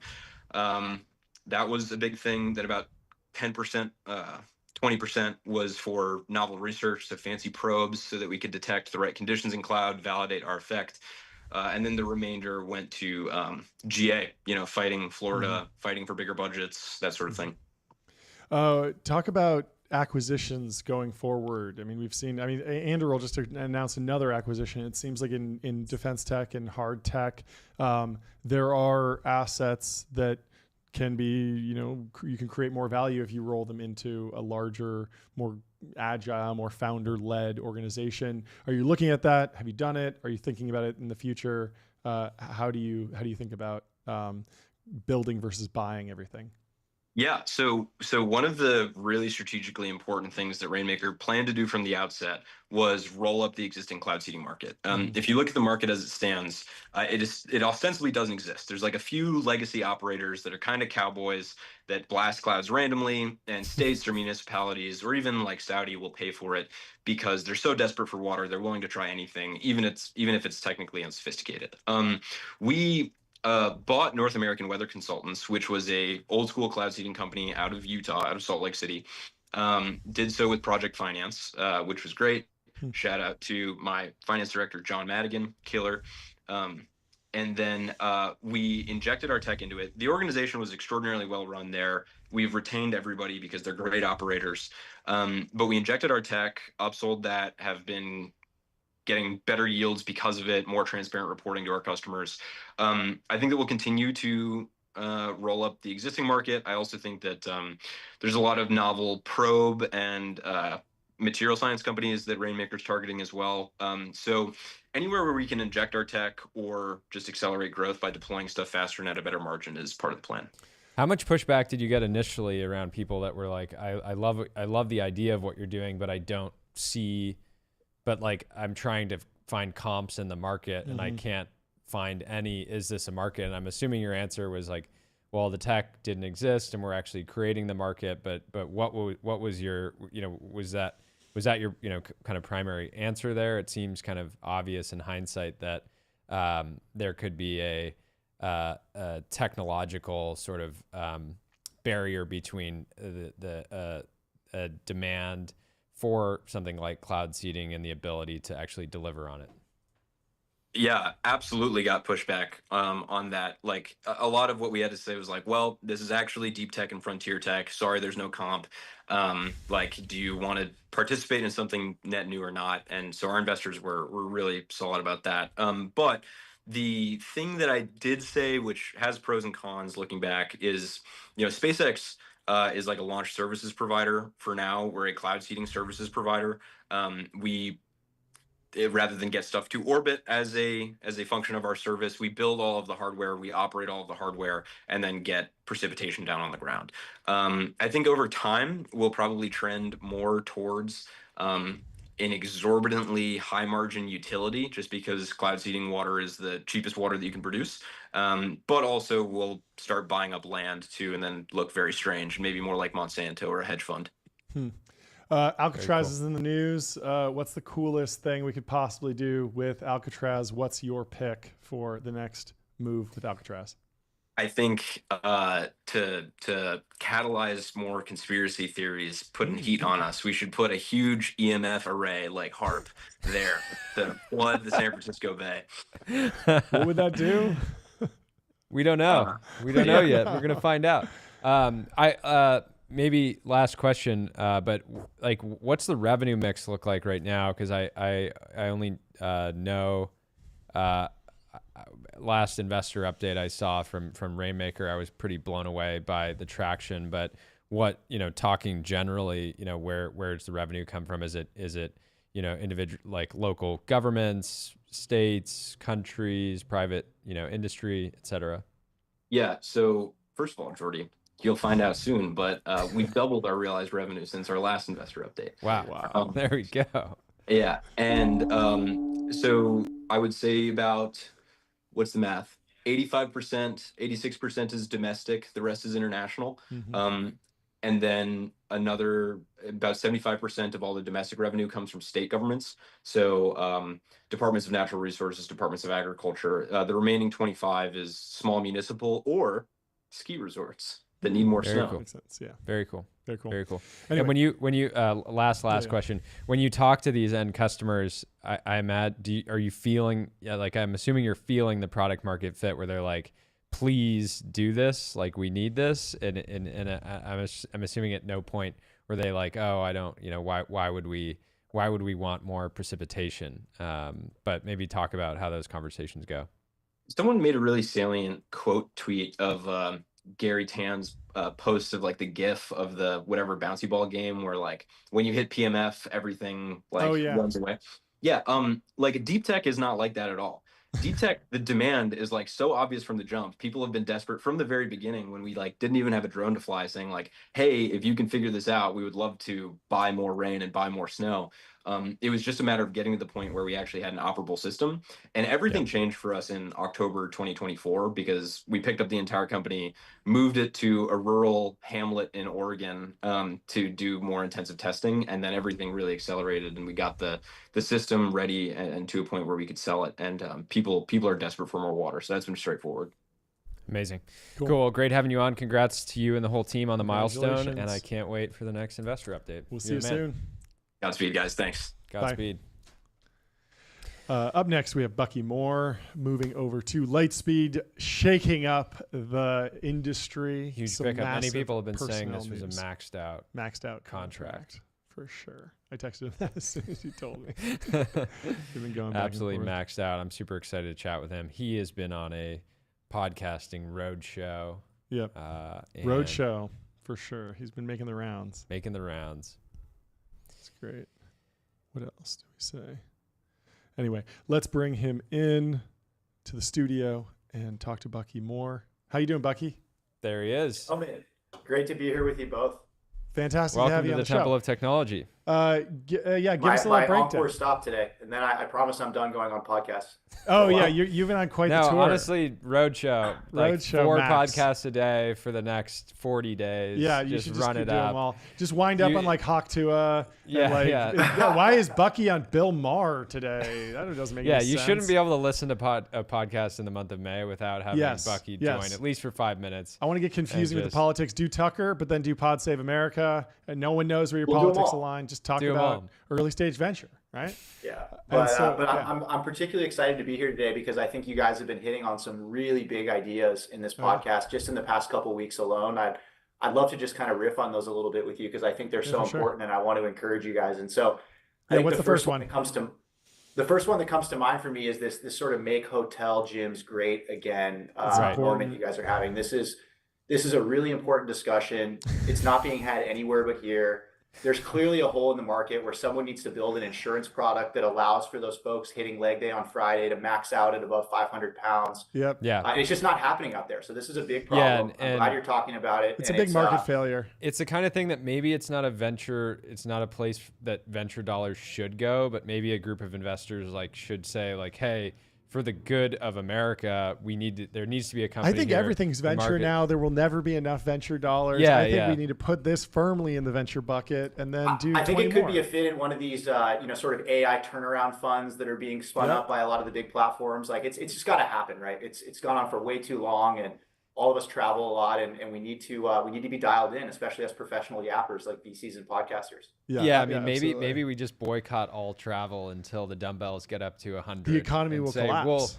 We'll start to have a conversation at 100, and then go from there. We'll start the negotiation at 100. Yeah, like a trade war, a real standoff between the capital allocators and the luxury hotels. This is key. So I think it's our cross to bear, and I just wanted to say I'm glad you guys are talking about it. Yeah, I feel like there's an early stage bet here. Get you get something some out there. AI powered. You put cameras in the gyms, and then the underwriting is based on the form of the average gym goer. And so if you just have mass monsters in there all day, they're just throwing around the 100. No one's getting injured. Take those insurance rates down. There was an infamous list. Hardware, off-the-shelf AI models. It's doable. It's doable. There's an infamous list, VCs for Kamala. Yes. What if we had VCs for dumbbells? We could throw that up today. Yep, Potentially, I think we could get 100 signatures in 24 hours. And unclear how much overlap there is between those two lists, but it's a good idea. It's a big tent. It's a big tent. The mass monsters. It's a big tent. It's a big tent. Get them all in there. Why not? And look, I think before we talk shop, I also just have to make sure I really reinforce what you guys are doing here, really trying to turn LA and more broadly Southern California into the Silicon Valley of media. This is a gargantuan effort, but a very important one. And I think you have this foundation emerging over in Malibu where you have these esteemed podcasters like the Rick Rubins, the Andrew Hubermans, the Jordy Hayeses kind of settling in. So it feels like you're well on your way. The last thing I'd say on this. Go ahead. I just think it's important that we dream a little bigger than that, right? In the sense that Southern California is the closest thing to the Amalfi Coast that we have in America. Yep. You look across to Catalina, it's our Capri. There's no super yachts. There's no super yachts. There's no luxury experience. We got to fix this. And so I just want to encourage you guys to keep going on that and keep pushing. And I think it'll lead to some really great things for what I think is all three of our hometown of Southern California. Yeah, I mean, the natural evolution is, potentially we had 100% tariffs on foreign films get potentially announced yesterday. I don't know how real it is, but I mean, a natural next step would be, 200, 300% tariffs on foreign podcasts. Yeah. And to really kind of generally I'm a free trade guy, but when it comes to podcasting, I want to support. We were in Ojai this weekend, and we noticed that it was just devoid of high finance, and there wasn't a single Goldman Sachs office or high frequency trading operation there. And so we announced our campaign to save Ojai and bring finance to Ojai and really get the cubicles there, get the stimulants flowing, get these folks to work hard and really save Ojai. But we should do that for Catalina. We should save Catalina from the problem of boats under 50 feet. Yeah. Because it's a big problem out there. Most of the fishing are small, notoriously unreliable. You might have a good year, have a lot of yield, and then you might have a down year. Whereas hedge funds, figure out a way to generate alpha in any market conditions. Stock the ocean with new fish to hunt. And related to this, Augustus was talking a little bit about what to do with Alcatraz, right? Yeah. I mean, who isn't a mega yacht owner in San Francisco that wouldn't want to bring their boat into the San Francisco Bay and enjoy what Alcatraz has to offer? So I think there's another dimension we can kind of take the Alcatraz conversation that sort of aligns with what Catalina has in terms of its potential. So there's a lot of good work to do here. And I just want to say, I appreciate you spearheading this effort. Yeah, there was kind of a controversial post from, what was it, Christina over at Bain Capital, right? She was saying that Alcatraz should be a Four Seasons resort where you pull up in a fancy water taxi to White Lotus style, not a federal prison. But I mean, a lot of people were firing back, being like, this would obviously be better as like an Amman, and instead of a water taxi, you should be pulling up in a super yacht. I haven't heard of a VC going to a Four Seasons in about in 15 a decade, years. Yeah. But so, what is your? Both these places have a lot of potential. Yeah. What is your top pick for Alcatraz revitalization? I'm not sold on the idea of reopening the prison. Anyone who's taken a tour of Alcatraz realizes it doesn't look like The Rock, the movie that is, which is very disappointing if you're a fan of The Rock in that shower scene where it all starts. But I think this 5-star destination in the making idea that Christina floated, again, up-leveling the Four Seasons to the Amman, up-leveling water taxis to super yachts. Like, I think this might be the best idea, at least floating out there right now. I like the idea of turning it into what are the regions in the Mediterranean that like don't, or not Mediterranean, Caribbean, that don't really have any financial sort of rules, like tax haven. Yeah. So if we turn it into a place that VCs could generally solicit, it should be the Puerto Rico of the Bay. Yeah. You should, and if you go there, but you have to spend 6 months and a day on the island. Yeah. If you leave, I mean, we're trying to inshore the crypto industry. So, all those folks living their life in Puerto Rico right now, like, this might be the answer. So It so really again, should I be. think keep pushing these big ideas. Somebody's got to do it, and I think you guys are doing a really good job. Yeah, I love it.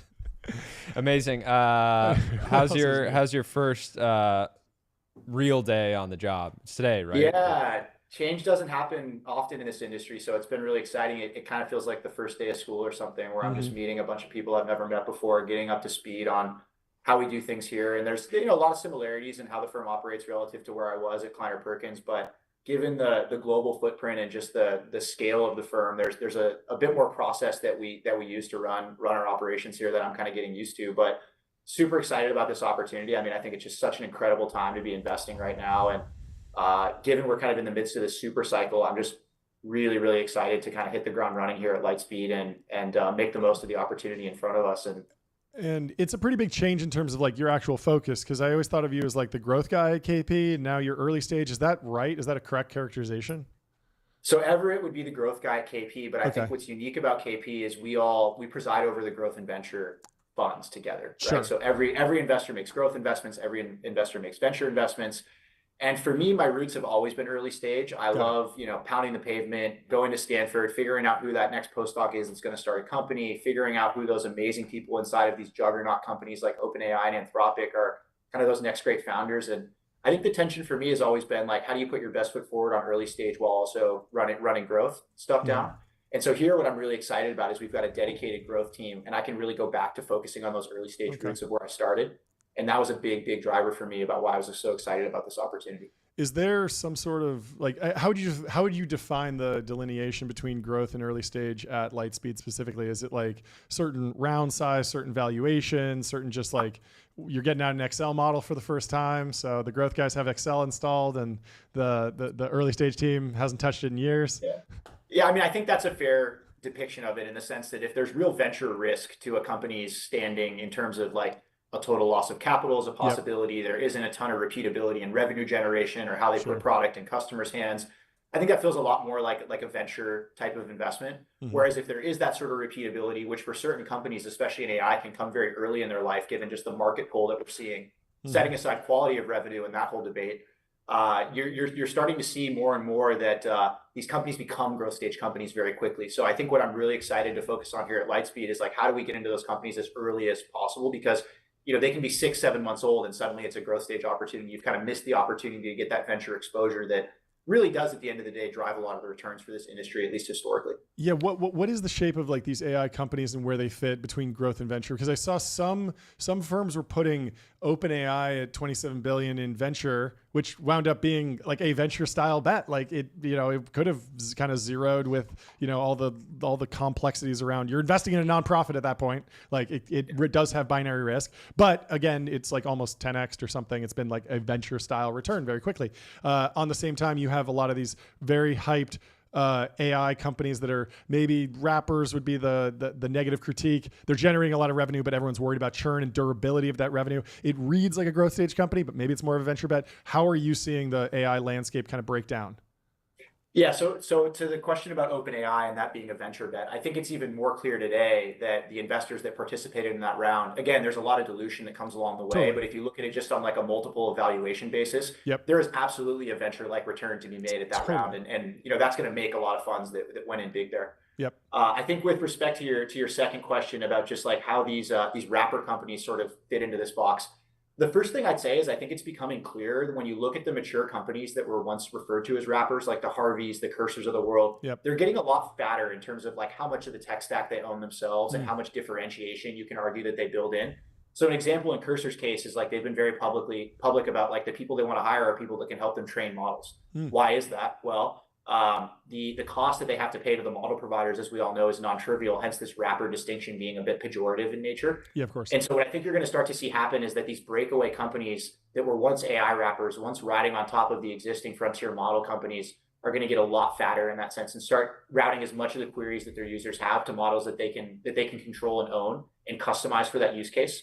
So that's like one trend that I'm seeing. But I think to your point about the quality of revenue, the capabilities that these products bring, especially those that kind of have a prosumer adoption motion, are just so alluring and magical that everybody's going to try it, right? And not everybody's going to stick around. Not everybody's going to stay with that product, and they might go to another.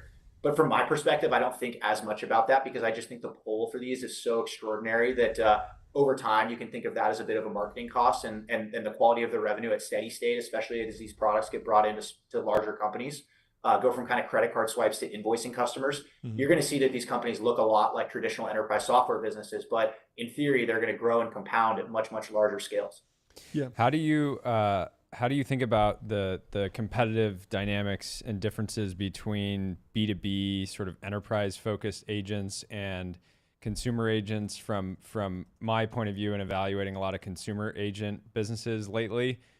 A lot of my thinking comes down to, okay, this is not necessarily explicitly on Anthropic's or OpenAI's roadmap, but I can imagine, 6 months from now, they just sort of like immediately enable something like this. Where on the enterprise side, when you look at businesses like, for example, like Harvey, something like that, it's like, okay, there's a ton of functionality and features that to me feel like there's much more of a long-term kind of like value proposition and moat here. But I'm curious to hear how you think about the differences.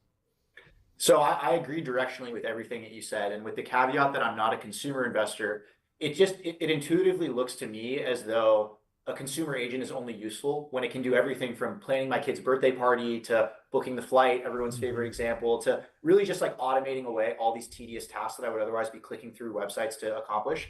And I just haven't seen a consumer agent that can really do that in a holistic sense yet. And I think someone will figure it out. And I think that someone will most likely be one of the frontier model providers because this is just such an important use case for them to get right to kind of maintain that core consumer mind share that they have today. So on the consumer side, my bet is on the model providers, but I just haven't seen anything that really lives up to the product that I would be compelled to use. And I think like one distillation of that is like the moment you ask it to do something and it can't do it, you just get a little frustrated and it breeds distrust and you kind of move on and go back to doing it your way. So that's sort of where I see consumer today and where I see it going. The enterprise side, on the other hand, is much, much more interesting to me because I think you can create a tremendous amount of customer value by going narrow. So you mentioned Harvey. There are companies obviously doing this in code gen and trying to abstract away parts of the software engineering process. There are some really interesting companies that are kind of going after like the people that use Datadog, for example, and helping automate the human intuition that goes into munging through all that data when your software breaks. There's obviously a ton of stuff happening kind of more on like the process automation side of the back office that like a financial institution or large enterprise would have. So I think we're already seeing those products like hit runaway trajectories. And the reason for that is because like the products work and they do a simple job really, really well. And I just think that's a lot harder to deliver on the consumer side in a way that's compelling. So my sense is the inflows that we see into like agent investing will be very heavily concentrated on the enterprise side. And I think that those companies are going to get very, very big for the obvious reason that they're starting to chip away at human labor budgets rather than tool budgets. And I'm seeing that with my own eyes today. Like I feel like I'm seeing the future every day when I meet these new companies that they just have superhuman capabilities in terms of some of these enterprise tasks they're automating. Yeah, that makes sense. What is your take on like the rapper meme? It felt like a VC psyop basically to me, in the sense that like a lot of VCs were like, hey, maybe there's some rappers out there that they might get steamrolled, but they're going to be fantastic lifestyle businesses for a few years. And then we had the windsurf rumor about, kind of a pretty fund returning result if that deal goes through. And so it feels like, is the windsurf acquisition potentially like an Instagram moment where it kind of unlocks like a new mindset around the ability to go and build businesses in AI, and it won't be totally winner take all, or like the category as a whole there will be monopolies, but not just one. There will be pockets of value all over the place. Credit to Bucky too, windsurf angel investor. Really? Very nice. Proud angel investor before it was windsurf, and I have to give credit to my former partner Lee Marie for leading that investment at Kleiner Perkins. She's amazing, and it's a really special company. Yeah. So what I'd say about the windsurf rumors, if true, to me, what it foreshadows is this notion that there will be probably more chips to fall, not just in cogen, but also just more broadly in these like core categories of agentic work that the model providers are going to want to get into. OpenAI famously said anyone who's an investor in a company called Glean is not allowed to invest in OpenAI anymore. Glean is an enterprise search product that kind of does retrieval over all of your business data and incorporates it into the model so you can gain intelligence from that. To me, that's indicative of them looking at that piece of turf as something that they want to occupy. Mm-hmm. So to the rapper PSYOP question, like I would completely agree, and you need to look no further than all the top funds voraciously trying to invest in as many of these companies as possible to know that that's a PSYOP. That said, I think the scaffolding of why these companies are very, very interesting to me is that ultimately the way you do retrieval of all this enterprise kind of first party data is what makes these products like good versus great, right? And so in a sense, if you look at Windsurf versus Cursor, Windsurf has figured out some tricks as to how to essentially pass the model better context, and in doing so generate better outputs for their users. And what that to me says is that like really the IP of these companies is going to largely be around how they do that retrieval and how they bring that data into the model at the right time and in the most efficient way. So I think, and given cogen is the most mature category, you're kind of getting to see how that plays out.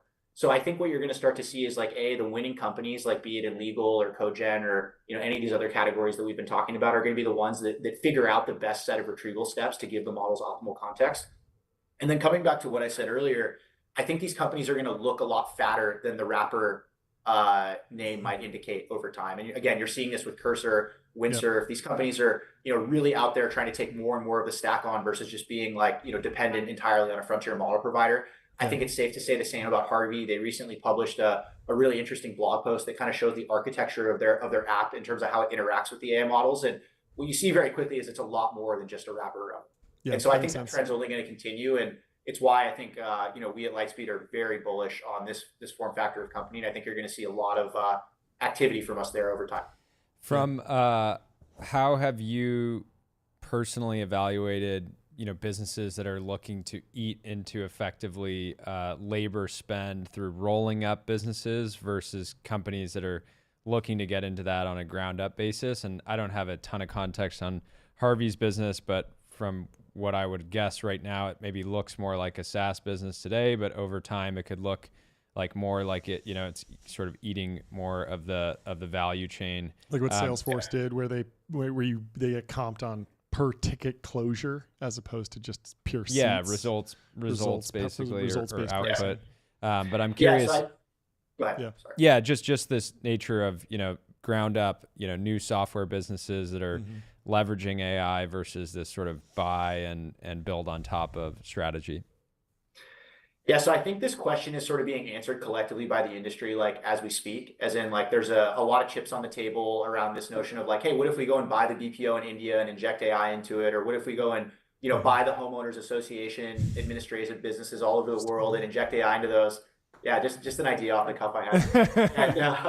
And then on the other end, you're seeing companies like Harvey that are saying, no, the right way to do this is kind of to deliver like AI native value in the form of a co-pilot like product. And then over time, you start to chip away at the labor spend and bring more automation to bear. the first thing I'd say is that I think one of the mistakes that a lot of investors have made looking at these companies early is seeing the product as it was like then and not imagining how fast it was going to get better.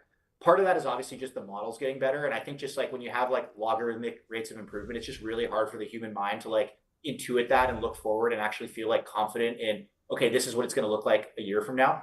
So for example, I think it's fair to say that if you met Harvey at, C or Series A and you saw the product, you'd say, hey, I don't know if there's like a lot here. It's hard for me to see how this is going to be like a daily active use for the average lawyer. But what's happened is that product has gotten so much thicker and more capable to some degree because of better models, to another degree because of the in-house engineering work they're doing around how the information is retrieved and delivered to the end user. And so that product is just a totally different beast than it was, a year or two ago. And I think you're starting to see that reflected in the growth rate and more importantly, the product engagement of these products. So that's kind of one point on that end. And then I think with these turnarounds, like I haven't spent a ton of time digging into these. I think my high level concern would be one, do the people that know how to bring the AI into these products know how to run the the BPO or the call center operation or the community association administrator? I just think these are kind of oil and water like DNAs, and it feels a little bit like Doge coming into the U.S. government and telling all these people what to do. I think there's going to be some friction like that. Of course. But on the other hand, having that existing distribution and scale is really, really powerful. So I can see how there'll be a lot of enterprise value created by these if they can kind of manage that DNA mismatch that I foresee being an issue. Yeah. So if you're asking me, I'd much rather invest in the AI native company. And the other thing I'd say is that if you're the AI native company, say competing with the company that's transforming itself around AI, what I see out there right now is that there's sort of a board and CIO level mandate to just adopt as much AI as possible. And they look at it almost as existential, as if like their business is going to perish if they don't do this right. And more immediately, they're going to get fired if they don't do this right. And I think if you can, and when I see with the best companies, like you could say this about Windsurf, you could say this about Glean and some of the other companies that I've been somewhat close to, is that if you can get mind share with the CIOs, there's this mimesis that plays out where then the next one has to buy it and the next one has to buy it. So I think really being first and being looked at more of as like a true pioneer of the space rather than like a company that's being competent about how they bring AI into their existing products is just a much, let's just say, sexier position to be in when you're going and talking to CIOs and CEOs of these really large corporations. And so that's the side of the fence that I'm more inclined to bet on as an investor.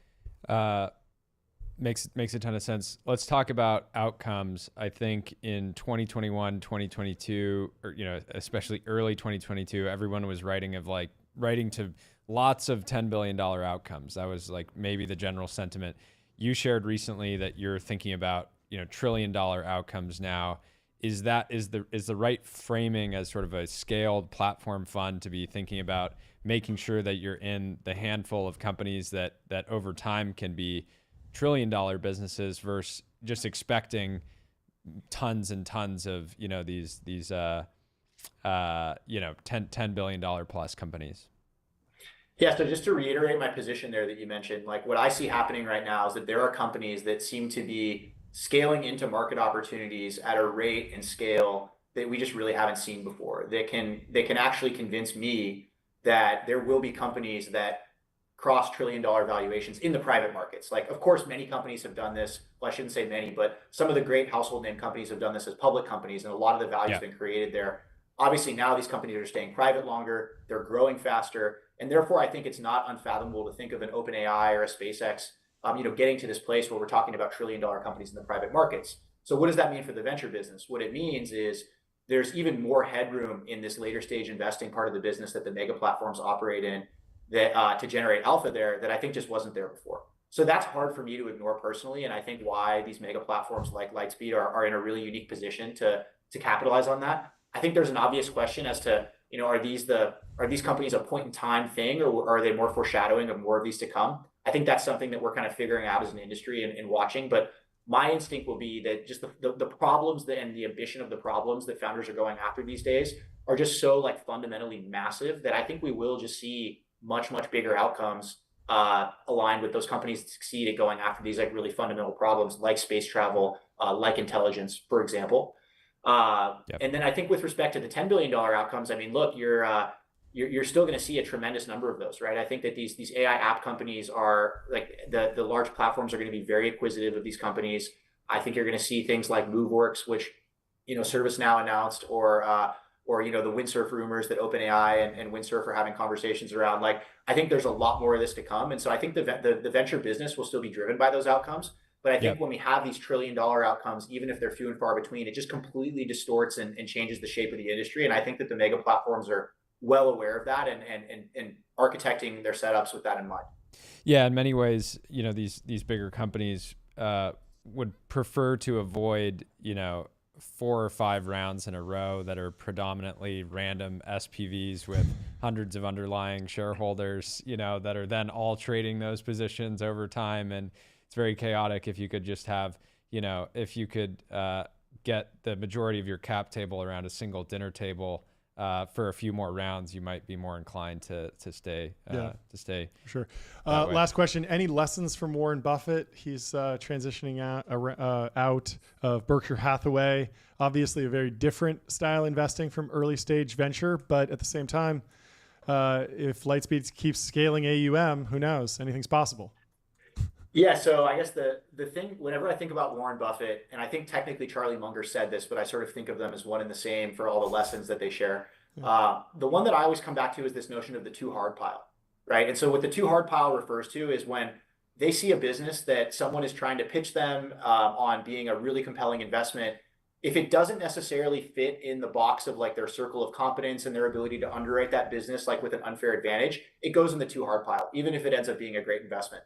And look, I think venture is all about exceptions, but at the same time, I think knowing your strengths in terms of how, like the type of people that you can read and work with, the types of markets that you can understand, the type of companies that you can start to really like dream with and kind of look out forward and have a sense and intuition of what they can be. There's this notion of a too hard pile in venture there, where I think sometimes the mistake that venture investors will make is they'll run after things that they don't actually understand, either at the personal level or the market level. Yep. And what I think I've really learned in the 11 or so years I've been doing this is like there is a notion of a too hard pile in venture, and just like sticking to your strengths and really being open-minded, but at the same time, like understanding your core strengths that you can anchor on as a picker. And so that would be my answer. That's great. Great answer. Well, thanks so much for stopping by. Congratulations on the new job. Come back on again soon. We love personal news here. We really appreciate you hopping Massive on. Day. We'll talk to you soon. Thank you for having me. Bye. Cheers. And next up, we have Katherine Boyle from Andreessen Horowitz, the pioneer of American dynamism. One of the top coinages of the last few years. Yeah, for sure. And more relevant than ever. In some ways, mission accomplished. I mean, last week in DC, it was American dynamism on display, right? That's right. Everyone is a believer, and the question is, where do we go from here? And that's what I'm excited to dig in with her today. Katherine, welcome to the stream. How are you doing? Thanks for having me. It's about time. I'm so happy to be here. Huge to have you. Long-time listener, first-time caller. Great to have you. With the flag in the background. Yes, fantastic Love background. Where should we start? I'm curious about just state of affairs with the American dynamism movement. The project feels like it's maybe time to rest on our laurels. What do you think? We've achieved American dynamism. It feels like it. Yeah. But I mean, seriously, it feels like it's broken through. It's mainstream. Cultural victory may be coming before actual victory. Sure. In that American dynamism is almost mainstream now, at least in the venture world. Yes. But job's not finished. So what are the key asks in DC from Silicon Valley right now? What are the top projects? Where should tech be focused in terms of the American dynamism project broadly right now? Totally. So it's nowhere near finished. I mean, this is like 3 or 4 years into a 30-year project, which is always good when you have those sorts of aims. And I'd say it's even longer than that. When you think of Defense 1.0, it started around 2015, 2016. Mm-hmm. It sort of it's become this very large movement. But I'll tell you, like last week was a huge week for American dynamism inside of the DoD. And the news sort of got buried in tech land, but it's probably one of the biggest things to happen in the first 100 days of the Trump administration. The Army announced what they're calling their Army Transformation Initiative. It was with Secretary Driscoll, General George. They actually went on Fox and Friends, which was like a huge deal that they actually went public with it. And they said, it's been way too long. Like we have so many platforms we want to modernize. We want to divest from technologies that are no longer useful. We want to modernize the force. We want to make sure that we get rid of civilian jobs that are not important anymore. We want to make sure we are not having wasteful spending. I mean, it was sort of like, you know, what I had read in NBC after it came out, they said like the army is doging itself. Yeah. I think the real story of what the army is doing, and kudos to them because they truly are the first mover, is there are people inside of the DoD who have been saying these things for years, pounding their head against the wall, saying they want acquisition reform, saying they want to work with startups, saying they have to have new platforms that come in and actually support the needs of the warfighter. And they've been pounding their head against the wall with little results. And so when you have a DOGE effort going on in Washington and an administration that really wants to see, you know, the waste disappear, it allows for those people who are really forward thinking, like General George and like Secretary Driscoll, to come forward and say, hey, we're going to do this ourselves. We're going to pick out the new technologies that we need. We're going to get rid of things like Humvees that we haven't needed in 20 years. We're going to figure out what is actually useful for the Army, and we're going to do it ourselves. So it was a huge week. I think it was probably one of the most, it was reported, but it didn't get sort of the praise from technology that it should have. Like this is an extraordinary movement that I think has really been a long time coming. And it's something that a lot of the early American dynamism companies have been pushing for a long, long time. So congratulations to the Army. Yeah, so can you give me a little bit of it's better to doge yourself than get doged. Always doge yourself. Doge yourself. Yeah, can you give me a little bit of a tour of the market map of the beneficiaries of this transformation? Obviously, everyone knows the Palantirs and the Andurils, but I imagine that there are tons of pockets of value and projects that need to be overhauled. Is it mostly drones, weapon systems, vehicles first, or are there other areas that companies that you talk to are focused on in this transformation process? Totally. So I mean, in the early days, that's what's been called out. So it's, you know, it's early UAVs that were developed 20 years ago. They're not relevant post-Ukraine war. I mean, it's actually sort of I don't want to say comical because it's not funny. But when you think about the fact that the Humvee was developed in 1980, it went into production in 1985, and that the Army said in 2004, this actually isn't useful for us anymore because there's this new type of warfare called IEDs, and we're not going to use it. And these are still in production in 2025. And so that's a perfect example. And I think they're sort of, you know, they're showing certain programs that are so long overdue that they're to be changed. But I think it's also smaller things like, you know, the program of record was developed when you had to build out these very, very large platforms and you had to plan years and decades in advance. And when someone won a program, it was understood that they were going to run that program for decades. And now the Army has ways to acquire things where technology is changing at a pace and at a speed that really needs to have a genuine competition every year, every couple years. And so that really benefits all startups, that benefits all, you know, incoming emerging technologies that are going to serve sort of the fight of the future. So in some ways, I think it's, you know, they have specific call outs that they're pointing to now, but there's definitely this is sort of this is great news for startups because what it's showing is that there is actually the will inside the DoD to change things bigger than just, okay, we're going to give you a small. Is there any movement on procurement reform? I remember I watched this hilarious movie, Pentagon Wars, all about the development of the Bradley fighting vehicle. And it's a very funny movie, but it kind of, you know, everyone has a different requirement. They all get put together and becomes this kind of platypus of a vehicle that is part tank, part troop transport, all these different problems. Part of the benefit of modern technology is that we do develop platforms and things like Andurils, Ghost can do ISR and also do munitions and a whole bunch of things. There are projects that do need flexibility, but is there a cultural shift around moving away from exquisite systems, or just when folks in defense tech say we need procurement reform, what are they really talking about in 2025? Yeah, well, I think they're talking about different things because I think what this initiative is going to do is it's going to allow the Army, and I think there'll be a lot of, you know, replicas of this as well. I think other branches will look at this and say this is a great idea. Instead of being locked into a program for decades, they're going to be able to say, actually, we would love to use that capital for something new. We would love to recompete that program. We would like to be able to be better capital allocators because now their hands are tied. And I think when you talk to people who are just in normal business, not in defense world, and you say, hey, if you had to make a decision about a purchase that's going to last for 10 years, and get no updates. And you would not be allowed to change it. What would you do? We would say that that's insane. Like, how is a CEO going to say they're going to acquire technology for their company that they're going to use for 10 years and there's going to be no software and updates, no nothing. And if it's not working, you can't get rid of it. Yeah. Because you're told you can't get rid of it. I mean, that is literally what the DoD has to deal with. Yeah. And so I think what's great about this initiative, again, it's one, the fact that the Army is going public says that they mean business and that they have air cover to do this. But I think the meta story that we're going to tell ourselves is, DOGE has been very public in the last week of what they're doing. There's been some pushback on, why are you working on IT systems? Everyone has sort of their favorite DOGE meme of why it's not working. But the story of DOGE, I think when we look back even in a year, is going to be that it gave extraordinary air cover to reform in every department. And the first example inside the DoD, this is the biggest example in the last 100 days, to see General George out there saying, like, this is what we need to do, and we are committed, and we're going public because we are so committed, which doesn't usually happen. I just think it speaks volumes, and tech should be celebrating. This is a big, big day for everyone in the American dynamism ecosystem, for every defense company that's been fighting for this for a long time.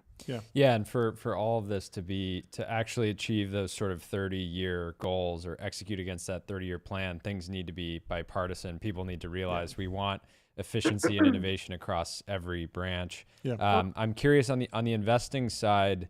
I'm sure you have this painful experience all the time where you meet companies that probably are going to be great businesses, are good for America, but maybe aren't a fit for venture. What's your sort of updated thinking on understanding if something can be a great, important business versus something that can truly be, a generational outcome? Yeah, well, one of the biggest mistakes I see investors make is trying to predict TAM. So early days of Anduril, a lot of people, didn't want to look at Anduril because of ethical reasons or because they were worried about being involved in defense.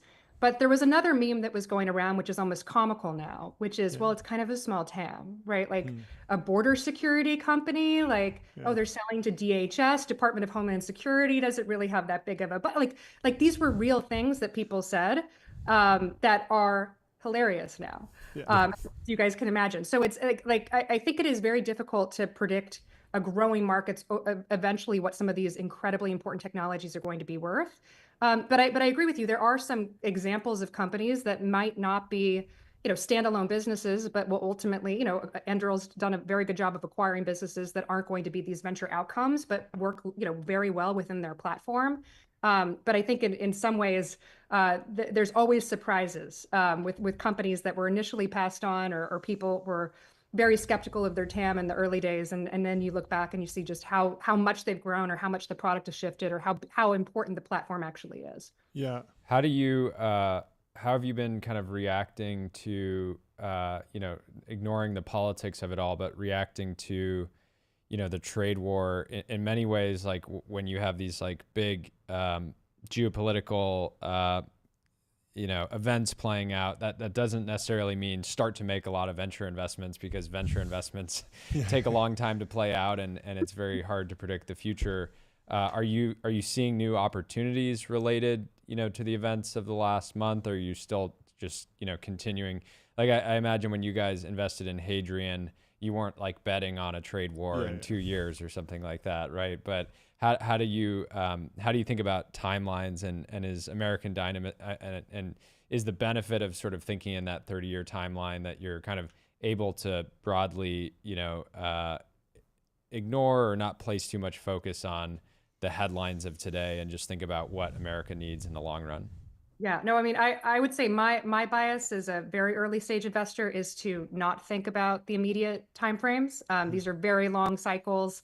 You can sort of see trend lines, but it's hard to know what actual events are going to happen, obviously. So I think even when we made the investment in Hadrian, as you called out, there was a movement towards reindustrialization and towards investing in manufacturing that was early and nascent. But if you were hearing the signs or spending a lot of time in DC, or even, both sides were very focused in Washington on how do we think about, investing in America, reindustrialization, how do we bring back manufacturing? So it didn't feel like it was, it felt like it was a message that was being heard then. It's just, of course, been accelerated.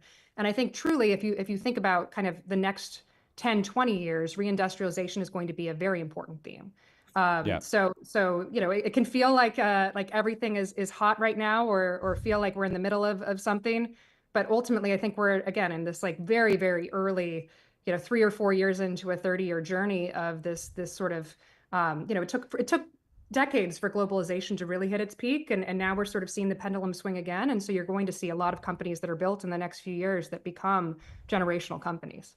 Yeah. How do you think about the kind of broader market map of American dynamism? Obviously, Agarwal is like just a great case study in the American dynamism thesis, but at the same time, as you go through the American Dynamism website, you can go back to like the moon landing and the development of the iPhone as like examples. At the same time, there's this question about like the Agarwal of X is Agarwal potentially, but then that doesn't always come true if you're talking about something that's truly outside of their purview in consumer or in flock safety or Hadrian. These companies are not competitive but maybe fit in the thesis. How are you seeing the investing landscape of American dynamism kind of evolve as more people come into the category but then think outside the box and address different issues? I mean, I've seen even like some education stuff kind of fit the broader thesis. So how has that evolved over the last couple of years?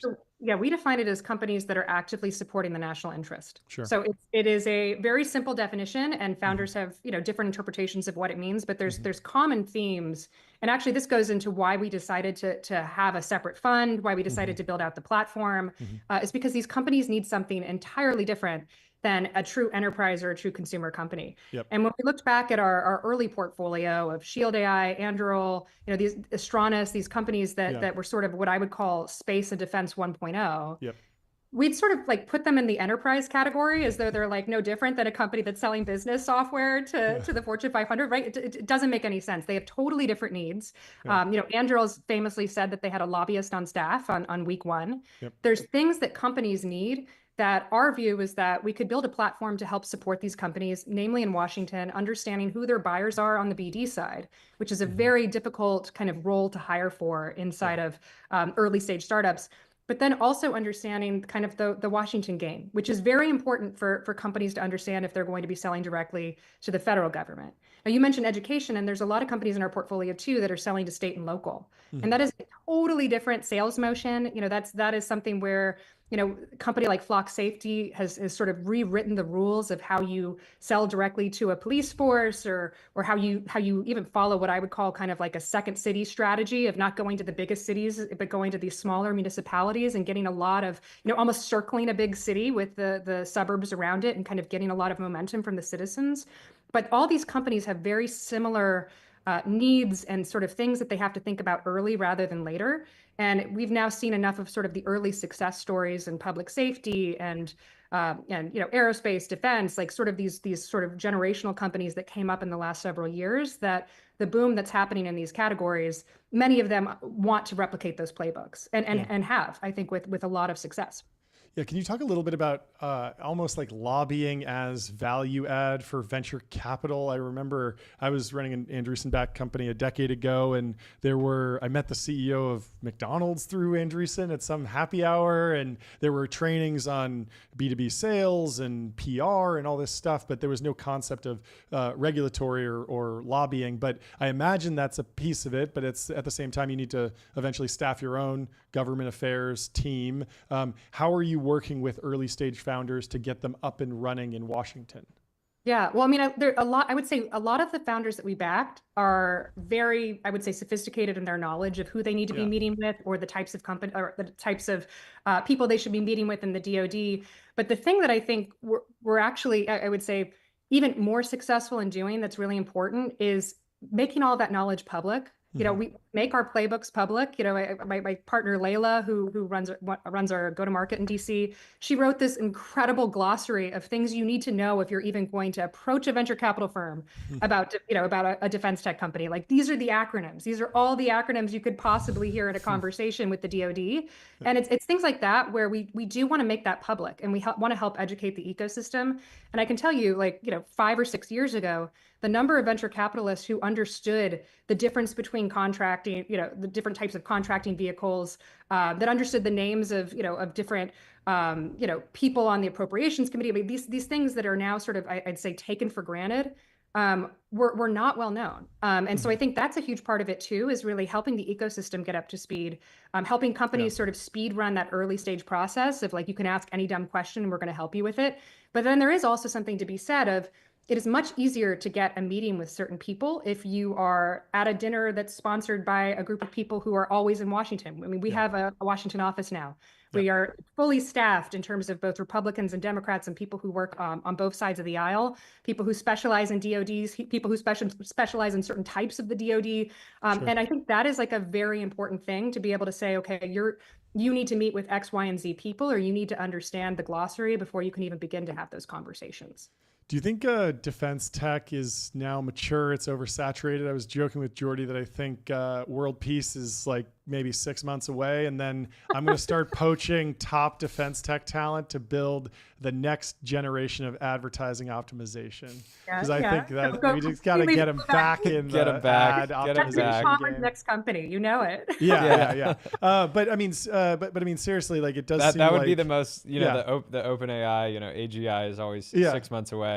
World peace is always 6 months defense tech founders need to just go like, just 2 billion more and like then world peace. World peace, yeah. But I mean, there is a serious question here. Like, I know some people who are like just so excited that they're jumping into things, but being even, I'm not even in the industry, but I'm a little bit more tapped in, and I'm like, there are already 7 companies working on that exact thing. I don't know if this is the best time.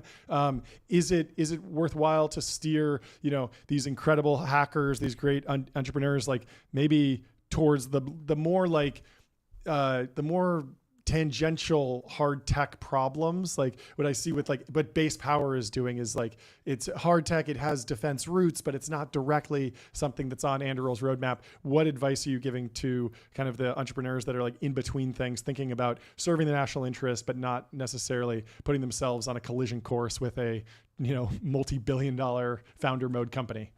So I'll say deterrence is the constant project, right? So like you're like the meme of we're maybe 6 months away from world peace. Of course. It's like I actually think that was part of the problem in the 90s, right? Like seriously, that was thought it'd be problem. over.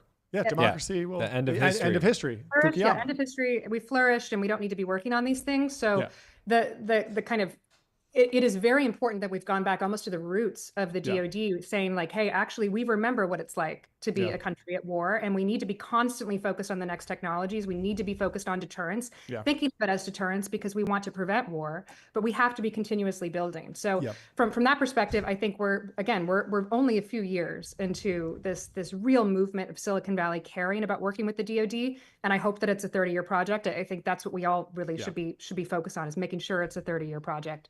And even longer than that.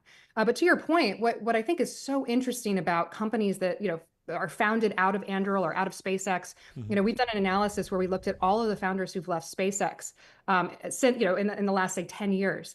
And there's hundreds of companies that have been formed in just wildly different sectors, whether it's, Radiant Nuclear working on nuclear energy, Castellian, which is in our portfolio, and they're building hypersonic weapons. I mean, some of the best founders are trained. I always say they go to the school of Elon Musk, they learn manufacturing, they learn production, and then they want to take that to something that, is pretty low hanging fruit. Like they want to make sure that they're competing against the incumbents of yesterday who have not modernized their production, who've not modernized a lot of the technology that they're working on. And so, I think you see that with a lot of the, yes, there are some extremely crowded fields, but then there are also areas of defense that are really just boring and completely untouched. And you're seeing founders realize that too, that it's not something that's, interesting to any of the existing companies, and it's a low-hanging, it's low-hanging fruit. It'd be interesting to work on that. Or they're interested in being a tier 1 supplier. We have a number of companies that are really focused on the supply chain aspect of defense, and they're partners to Anduril, and they're partners to SpaceX and other companies in the ecosystem. So you really are seeing founders like understand that question in a very sophisticated way and saying, okay, we're going to go after the parts of the supply chain or the things that the DoD needs that no one is focusing on. And that's been exciting to see too. Can you talk about M&A in defense tech broadly? Anduril's done this very well. Saronic announced a deal last week acquiring Gulfcraft. That feels super significant. I'm curious, how you advise founders kind of broadly when thinking about that. We actually had Augustus on from Rainmaker earlier, who had acquired a company in his space. But when's the right time to be, thinking about that as somebody in defense tech, and what kind of opportunities do you think make the most sense? Totally. Well, I think, both Anduril and Saronic, they have incredibly unique stories in terms of where they're operating and sort of what they need to do in order to grow and scale. And they've done it at a speed that is just incredible, right? Like they have very sophisticated teams that know a lot about acquisition. I'd say for earlier stage companies, like we're seeing more companies that are potentially interested in doing that. It can speed up. It can speed up innovation. It can speed up being able to work with certain customers. That's for sure. If you're acquiring a certain capability so that you can sell to a major prime, that's something we've seen more of too, which is interesting and exciting. Like I don't think we were seeing that several years ago, and now we're certainly seeing companies experiment with that. But when you said actually M&A, I actually thought you were going towards something that I think is actually more likely to happen in the future that hasn't happened in a long time. When you look at these existing prime companies, the big five, say, they've really only acquired companies that have not raised any venture dollars, right? Like they don't acquire companies that are kind of seen as these bleeding edge companies to shore up their capabilities. And my instinct, we're talking about Army Transformation Initiative, we're talking about a government that's becoming far more sophisticated and a DoD that's becoming far more competitive, right? It hasn't been competitive for decades, and now you're seeing all of these startups come in.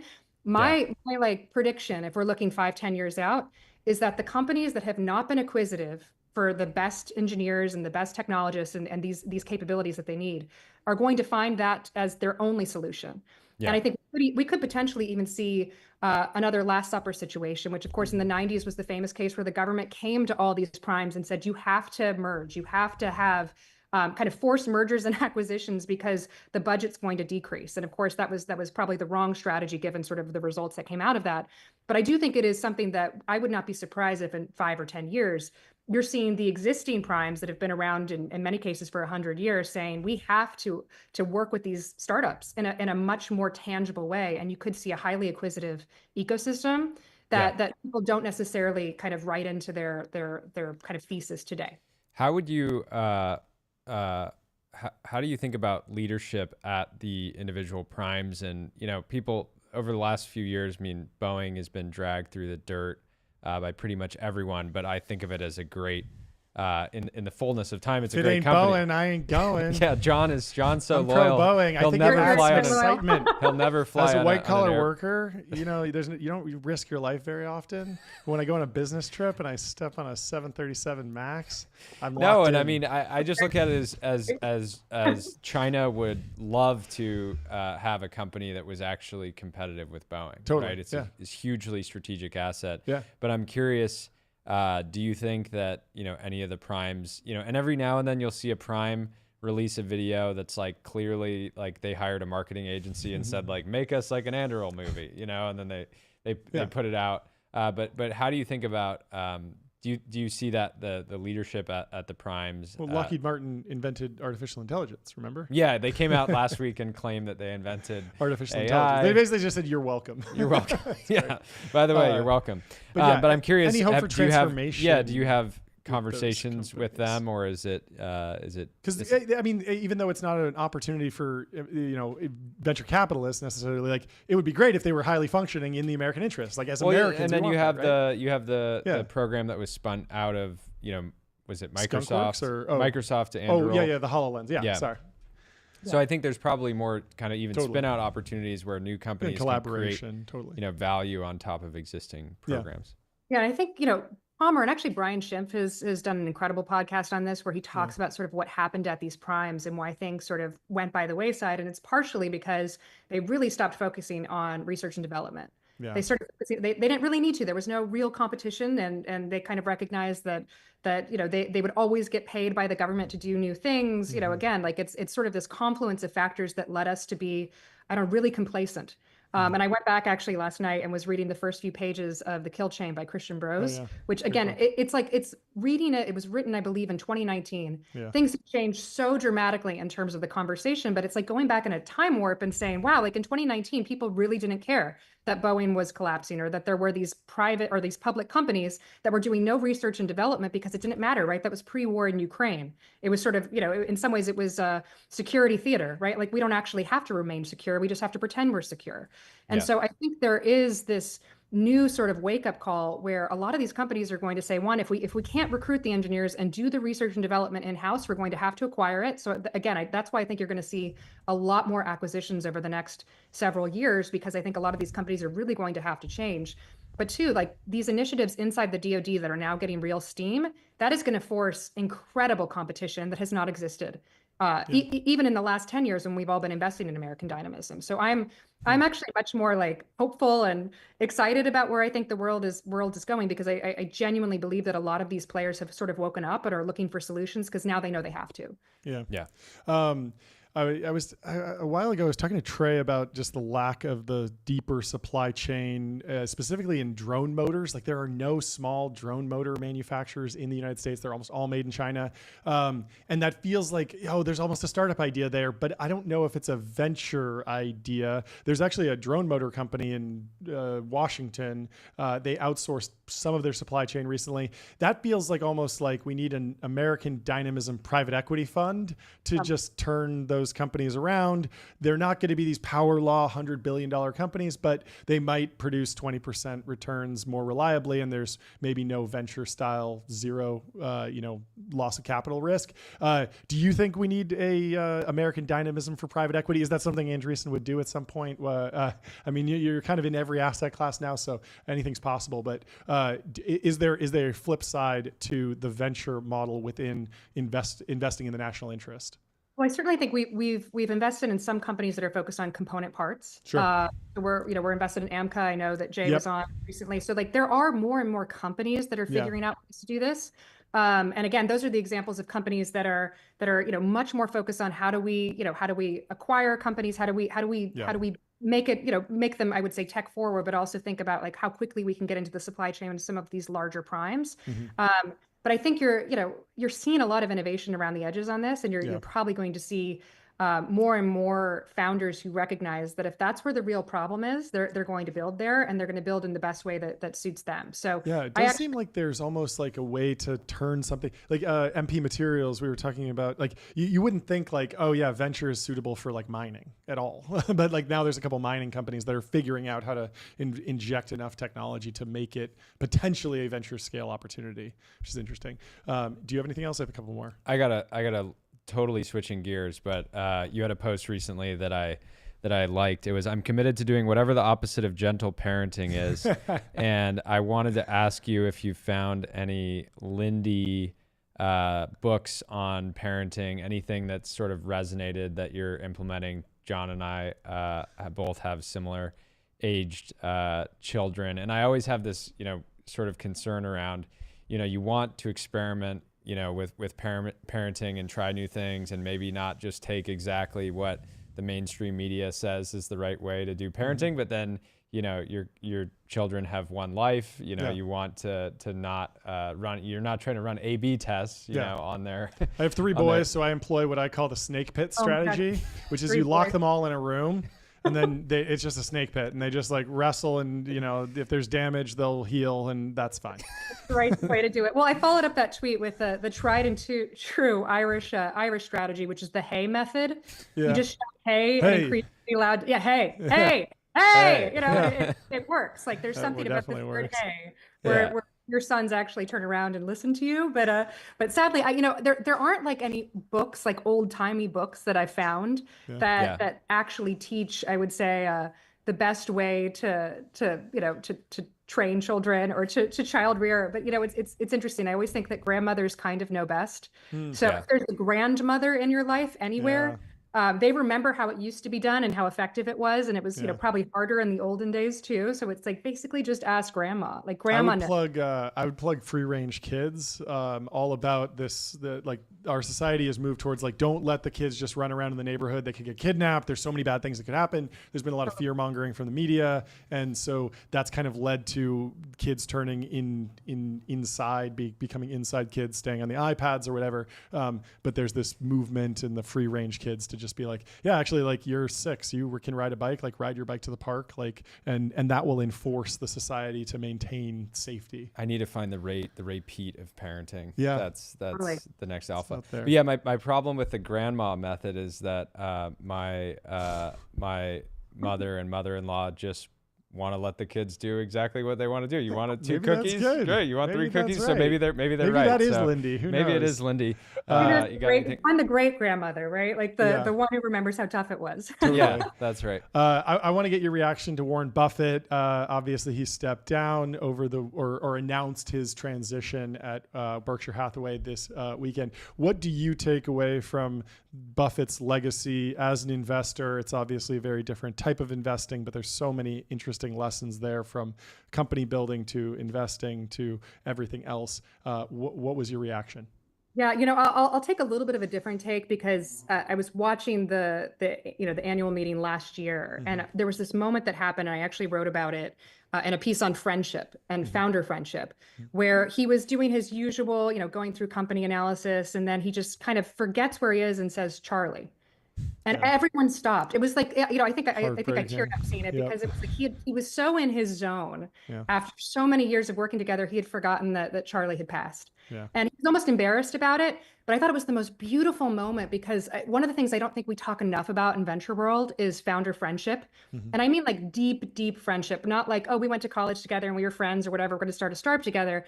I mean, those people who like work together decades and decades out. I actually think this is why family businesses often work better, where even if you look at like the Collison brothers, it's like they've sharing resources, for since childhood, since they can remember. And like, there's something about just the going through life with someone, suffering with someone, understanding how to end someone's sentences, that leads to these just incredibly rich and beautiful companies. And I think if we did an analysis at Andreessen Horowitz and just looked at the companies that were true outliers, I think there would be stories of these people are like brothers and sisters. And Anduril certainly this, right? Like it's, the founders there were DARPA challenged together, like their first day of college, right? So it's, in some ways, there's something about just having these deep relationships that span the test of time, where you're on a journey with someone and it's real, like Aristotelian friendship, not like faux friendship, but true love. And clearly you saw that with them. It's just a remarkable thing how they were able to kind of be true brothers and kind of, each other's better half throughout their business career for as long as they were. It's amazing. Last question. What should we do with Alcatraz? Oh, I love all the ideas of turning it into a casino, but I haven't seen that one. I was saying tax haven and no general solicitation rules. So you can like go out there, no quiet periods, sell your angel lockup periods, just unfettered libertarian capitalism out there. That sounds good. But there is something about bringing it back in its original form. It's like there is something about these buildings that the president likes to restore into their former glory. And so if Alcatraz is the case, like, to keep the historical details accurate, you can kind of see where it's coming from. He's definitely a historicist in that regard. Okay. Well, thank you so much for joining us. This was fantastic. Yeah, this was great. Come back on again soon. Thanks for having me. Have a good one. We'll talk to you soon. Bye. Cheers. That was fantastic. I hadn't heard the casino idea. She's clearly on a different part of X than I am. No, I think I saw a little bit of that. Turn into casino? I was thinking if you made it a tax haven, then you could just put casinos on it. True. Yeah. Yeah. It should be completely the home lawless. of riverboat gambling. It needs to be either more lawful and become a prison, or more lawless and become a gambling haven.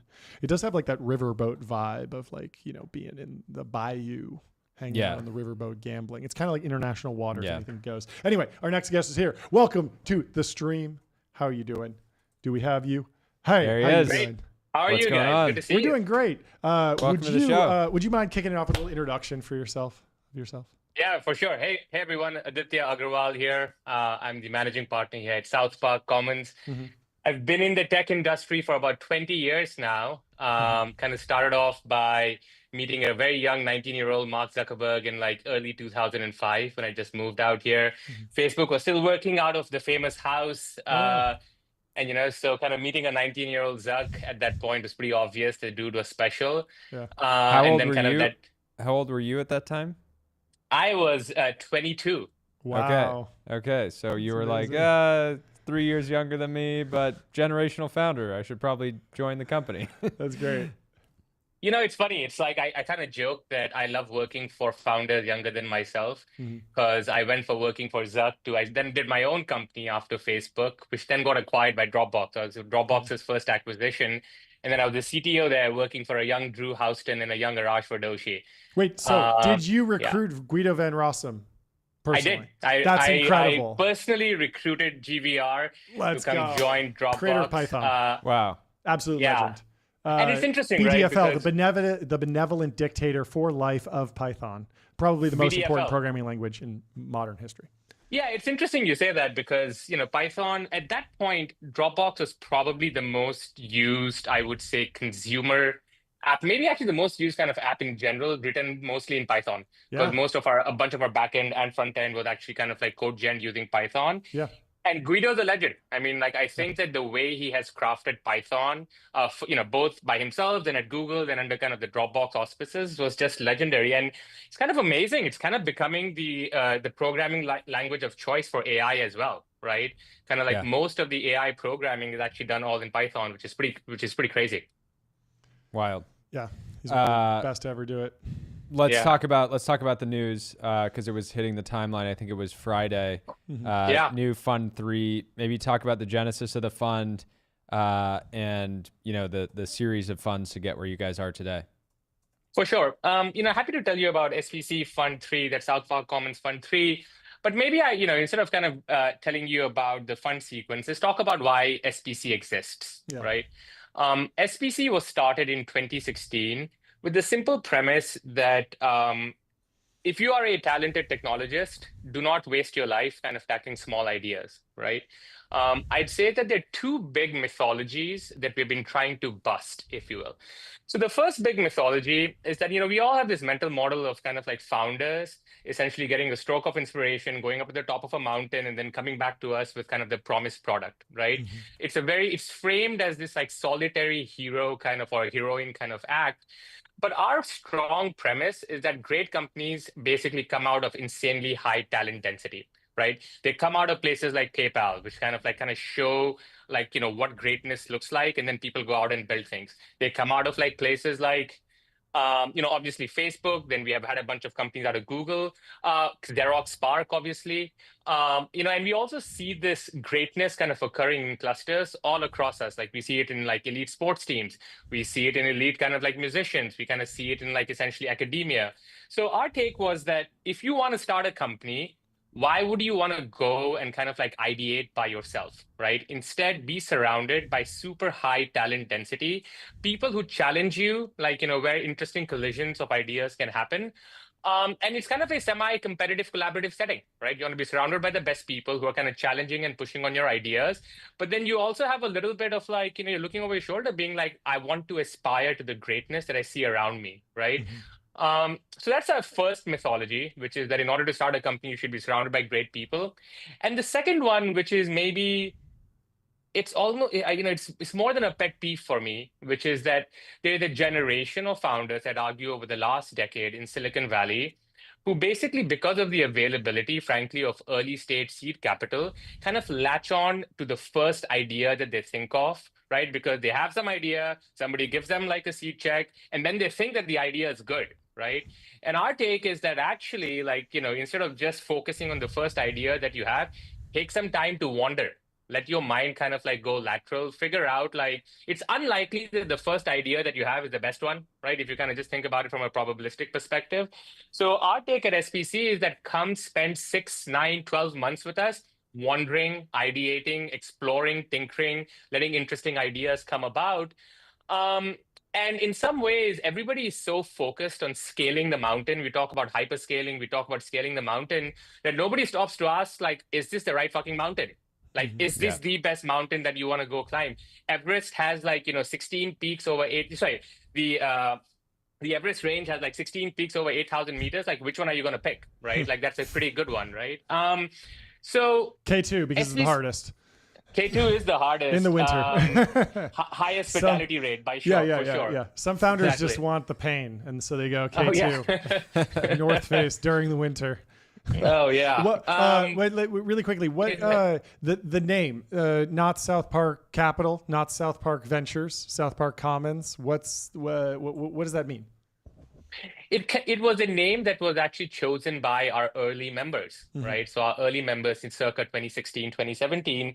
The idea is that it is a meeting place of ideas, right? Like, it's kind of formed by the Commons, obviously very famously out of London, but a place where the intellectual public can gather to kind of like, introduce ideas, kind of essentially debate ideas. Some of the folks that we were inspired by back in the day were Benjamin Franklin's Junto Club, right? We actually remain deeply inspired by that, which is it exists as a society to better each other, to kind of like towards greatness. So the idea was that SPC, I mean, sure, we have 20 people on staff here. We have a bunch of investors. I think we're awesome.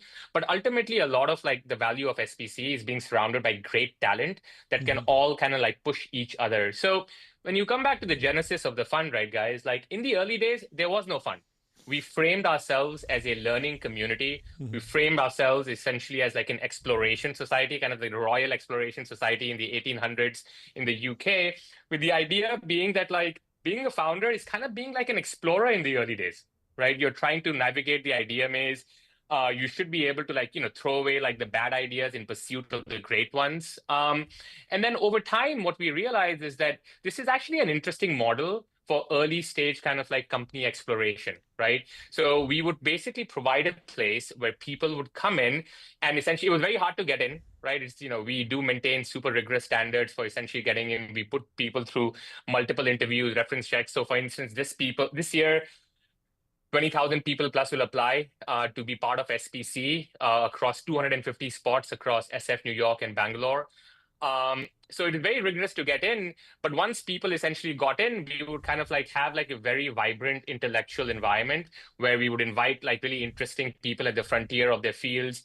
So for instance, I remember back in 2016 and 2017, a young Vitalik would be like walking through kind of like SPC, just talking to people about some of his ideas around distributed systems. We would have GDB and Ilya walking around telling people about kind of what was happening in deep learning. And I know that today these guys are like world famous, but back in 2016, they were still trying to pioneer something that felt a little bit heretical, right? Which is this idea that we were about to enter kind of like a Cambrian explosion of machine learning away from the deep learning winter.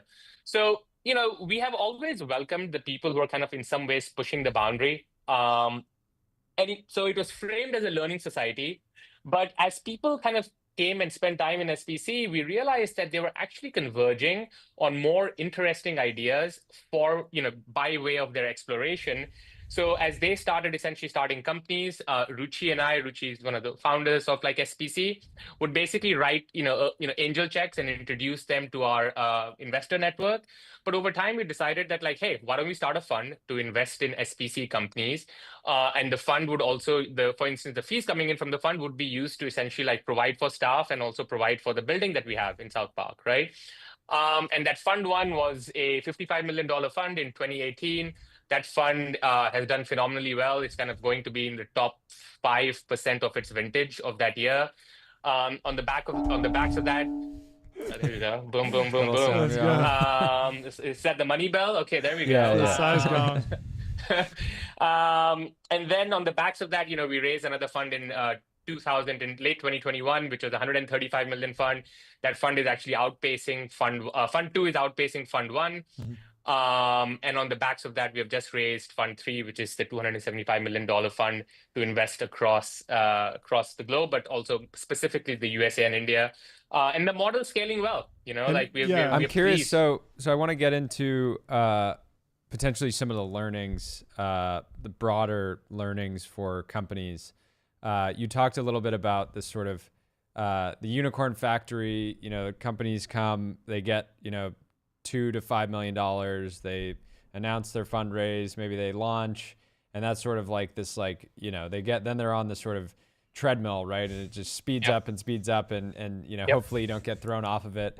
At some point, you can keep the pace up. But one of the things I've been talking about recently on the show is kind of how that timeline can actually end up hurting your business. If you pick an idea, you have a super high profile launch, and then everybody knows you as this company that does this one thing, but maybe in that process you discover a totally different idea, or it makes sense to pivot. And I'm curious, you know, seeing so many of these companies go from 0 to 1, and then I'm sure ultimately oftentimes, you know, pivot into other areas. What is the core advice that you're giving to founders that are joining at the earliest stages, SPC, maybe pre-idea, or maybe they only have ideas of an idea, to help them avoid that? You know, we saw, we had the founder of Cluely on a couple weeks ago, and he's had, you know, 2, maybe 3, 4, 5 super viral moments around what he's doing. And my advice to him was, you know, don't be afraid to basically reinvent yourself just because, you know, in 3 months, if it's not working as well as it should, right? And I've gone through this in the past myself, which is, you know, going viral before you have product market fit is not always gift and a curse. It's a gift and a curse, right? Double-edged sword. Yeah, I mean, honestly, I mean, I think it's a well-phrased question, and I think insofar as the question also contains some of the answer, right? My take is that honestly, the cheapest time, the easiest time to kind of do pathfinding and to do pivots is in the earliest days. And in some ways, like, obviously my point of view is that you shouldn't raise a ton of money, right? Like the first $2, $3, $5 million should be easy to raise, right? Like that should be your easiest raise, right? In the sense of like you're kind of converging on an idea that is making people excited. What you really want in the earliest days is to have a lightness of being in terms of like making sure that you can actually objectively examine the idea from all sides, right? Like if it's not working, put another way, here's something I often tell founders: your first $2 million of sales should be damn easy, right? Like I think that people often conflate that, like I'm going to go and do hand-to-hand combat to kind of go and get my first $2 million of sales. It's like, what are you talking about? Like if you have a great idea, that first 2-5 million should be easy, right? People should be taking a product that is half-baked because it's so resonant. So my take is that like wait around and kind of like keep on kind of like doing big pivots or small pivots until that idea comes into focus, right? Yeah. Entrepreneurship, like any founder that you talk to that has gone on kind of a unicorn or a decagon journey, it is long. It is super painful, right? Like if you are going to sign up for a super long kind of like game, take the time in the beginning to make sure that it's actually like the right mountain, the right game to play. And I think that, I mean, if you're going to think about it, guys, it makes sense that a lot of trends, I think, at least in our industry, make sense to me when viewed from the lens of like, we are trying to push founders to start things as soon as possible, right? Like, you know, software kind of enables that, like, you know, super low cloud computing costs kind of like enable that. But I think the flip side is something what we have seen is that I actually would argue that over the last 10 years, founders have shied away from a problem that doesn't immediately come into focus, right? If you can't code like V1 in like a month, or if it requires like physical atoms, if it requires kind of like talking to anybody that is not over the internet, people tend to shy away from it. Right. And my take is that there are actually tons of super interesting kind of problems to tackle if you widen your aperture in the early days. And again, you know, whether you raise like $1 million or $5 million, I would urge raising less, but ultimately it's kind of about having that mindset of being light in the beginning, because none of your early investors actually care that much if you pivot like 5 times, because the alignment around like the biggest outcome is always is just there. Yeah. How did you think about fund construction with the new fund? Just the nature of venture means that, you know, a handful of companies in the fund will end up, you know, being, you know, maybe an order of magnitude larger than the rest. And I imagine you've learned a lot of lessons from the first couple funds around, you know, making sure that you're able to participate in multiple rounds, and that kind of thing. Yeah, for sure. I mean, I'd say that the first thing that we often talk about is that fund size is an output, not an input variable, right? I think there's a lot of managers in our industry that basically raise a big fund and then come up with a strategy to deploy the fund. For us, kind of the methodology always has been like fund size is an output of the number of founders that we can serve, the number of people we can have in our community. We strongly believe in that our community is best facilitated when things feel intimate, right? So this is why, like, none of our spaces in SF, New York, and Bangalore are more than like 150 people. And then we kind of have a sense of like how many of these members can each of our kind of like investors support, such that we can actually provide them with an amazing, frankly, white glove experience. Like I personally work closely with like 30, 40, 50 founders per year. And that's the fun part of the job, right? So a lot of it is just like, what is the maximum number of people we can support both in the community, but also on a per investor basis? And then we kind of back our way into a fund size from that. Frankly, I think that right now we are not constrained. The big thing that we are constrained by is simply our ability to support these founders, not from demand for the product, if you will, right? Like, I think that just looking at the numbers in terms of how many people want to be part of SPC, I think we are humbled, I think, by the interest. It also kind of makes sense, guys, in the sense that I think one of the really interesting trends for us is that how many second-time founders join us, right? Or how many like essentially people who have been early employees at like a Stripe or a Scale join us. And I think it's because they see I think we're kind of spreading a philosophy, which is that if you want to play this repeated game of startups, right, and you want to start companies, like it's better to be surrounded in the early days by super high talent density. I think one of our goals at SPC has always been that startups are hard, but startups create a lot of value. Let us figure out a way to kind of like actually make them more net productive for everyone.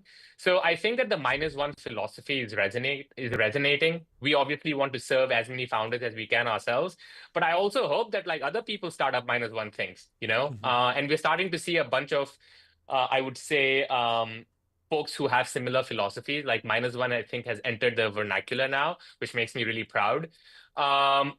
So yeah, fund size is an output. I actually think we can serve a lot more people as we figure out ourselves how to scale. But more than that, like -1 is kind of a big thing. It's kind of a big philosophy that makes me proud to be able to share with the world. Totally. You co-founded Bezel. Sorry, not Bezel. Bevel. Bevel. Bezels one of our... were part of the motivation for kind of talking about Bevel. But yes, I did co-found Bevel last year. Yeah. I would love for you to talk about that and how it's been.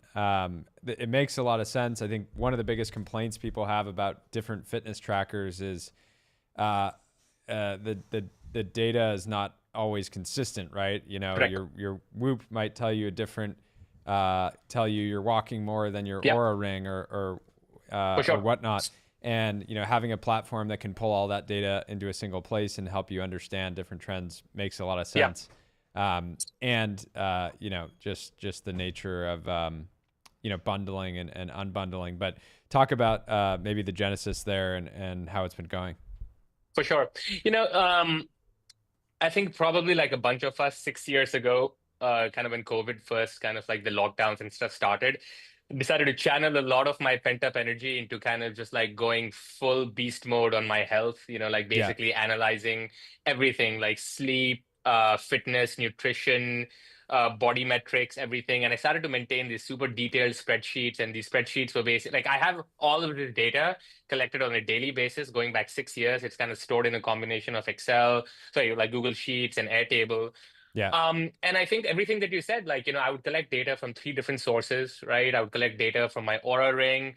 I also had an early Fitbit, and obviously when Apple Watch came out, and some of the data would be like a little bit different, and I would basically normalize it. I would also collect a bunch of qualitative data about my own kind of like, I would say, experience.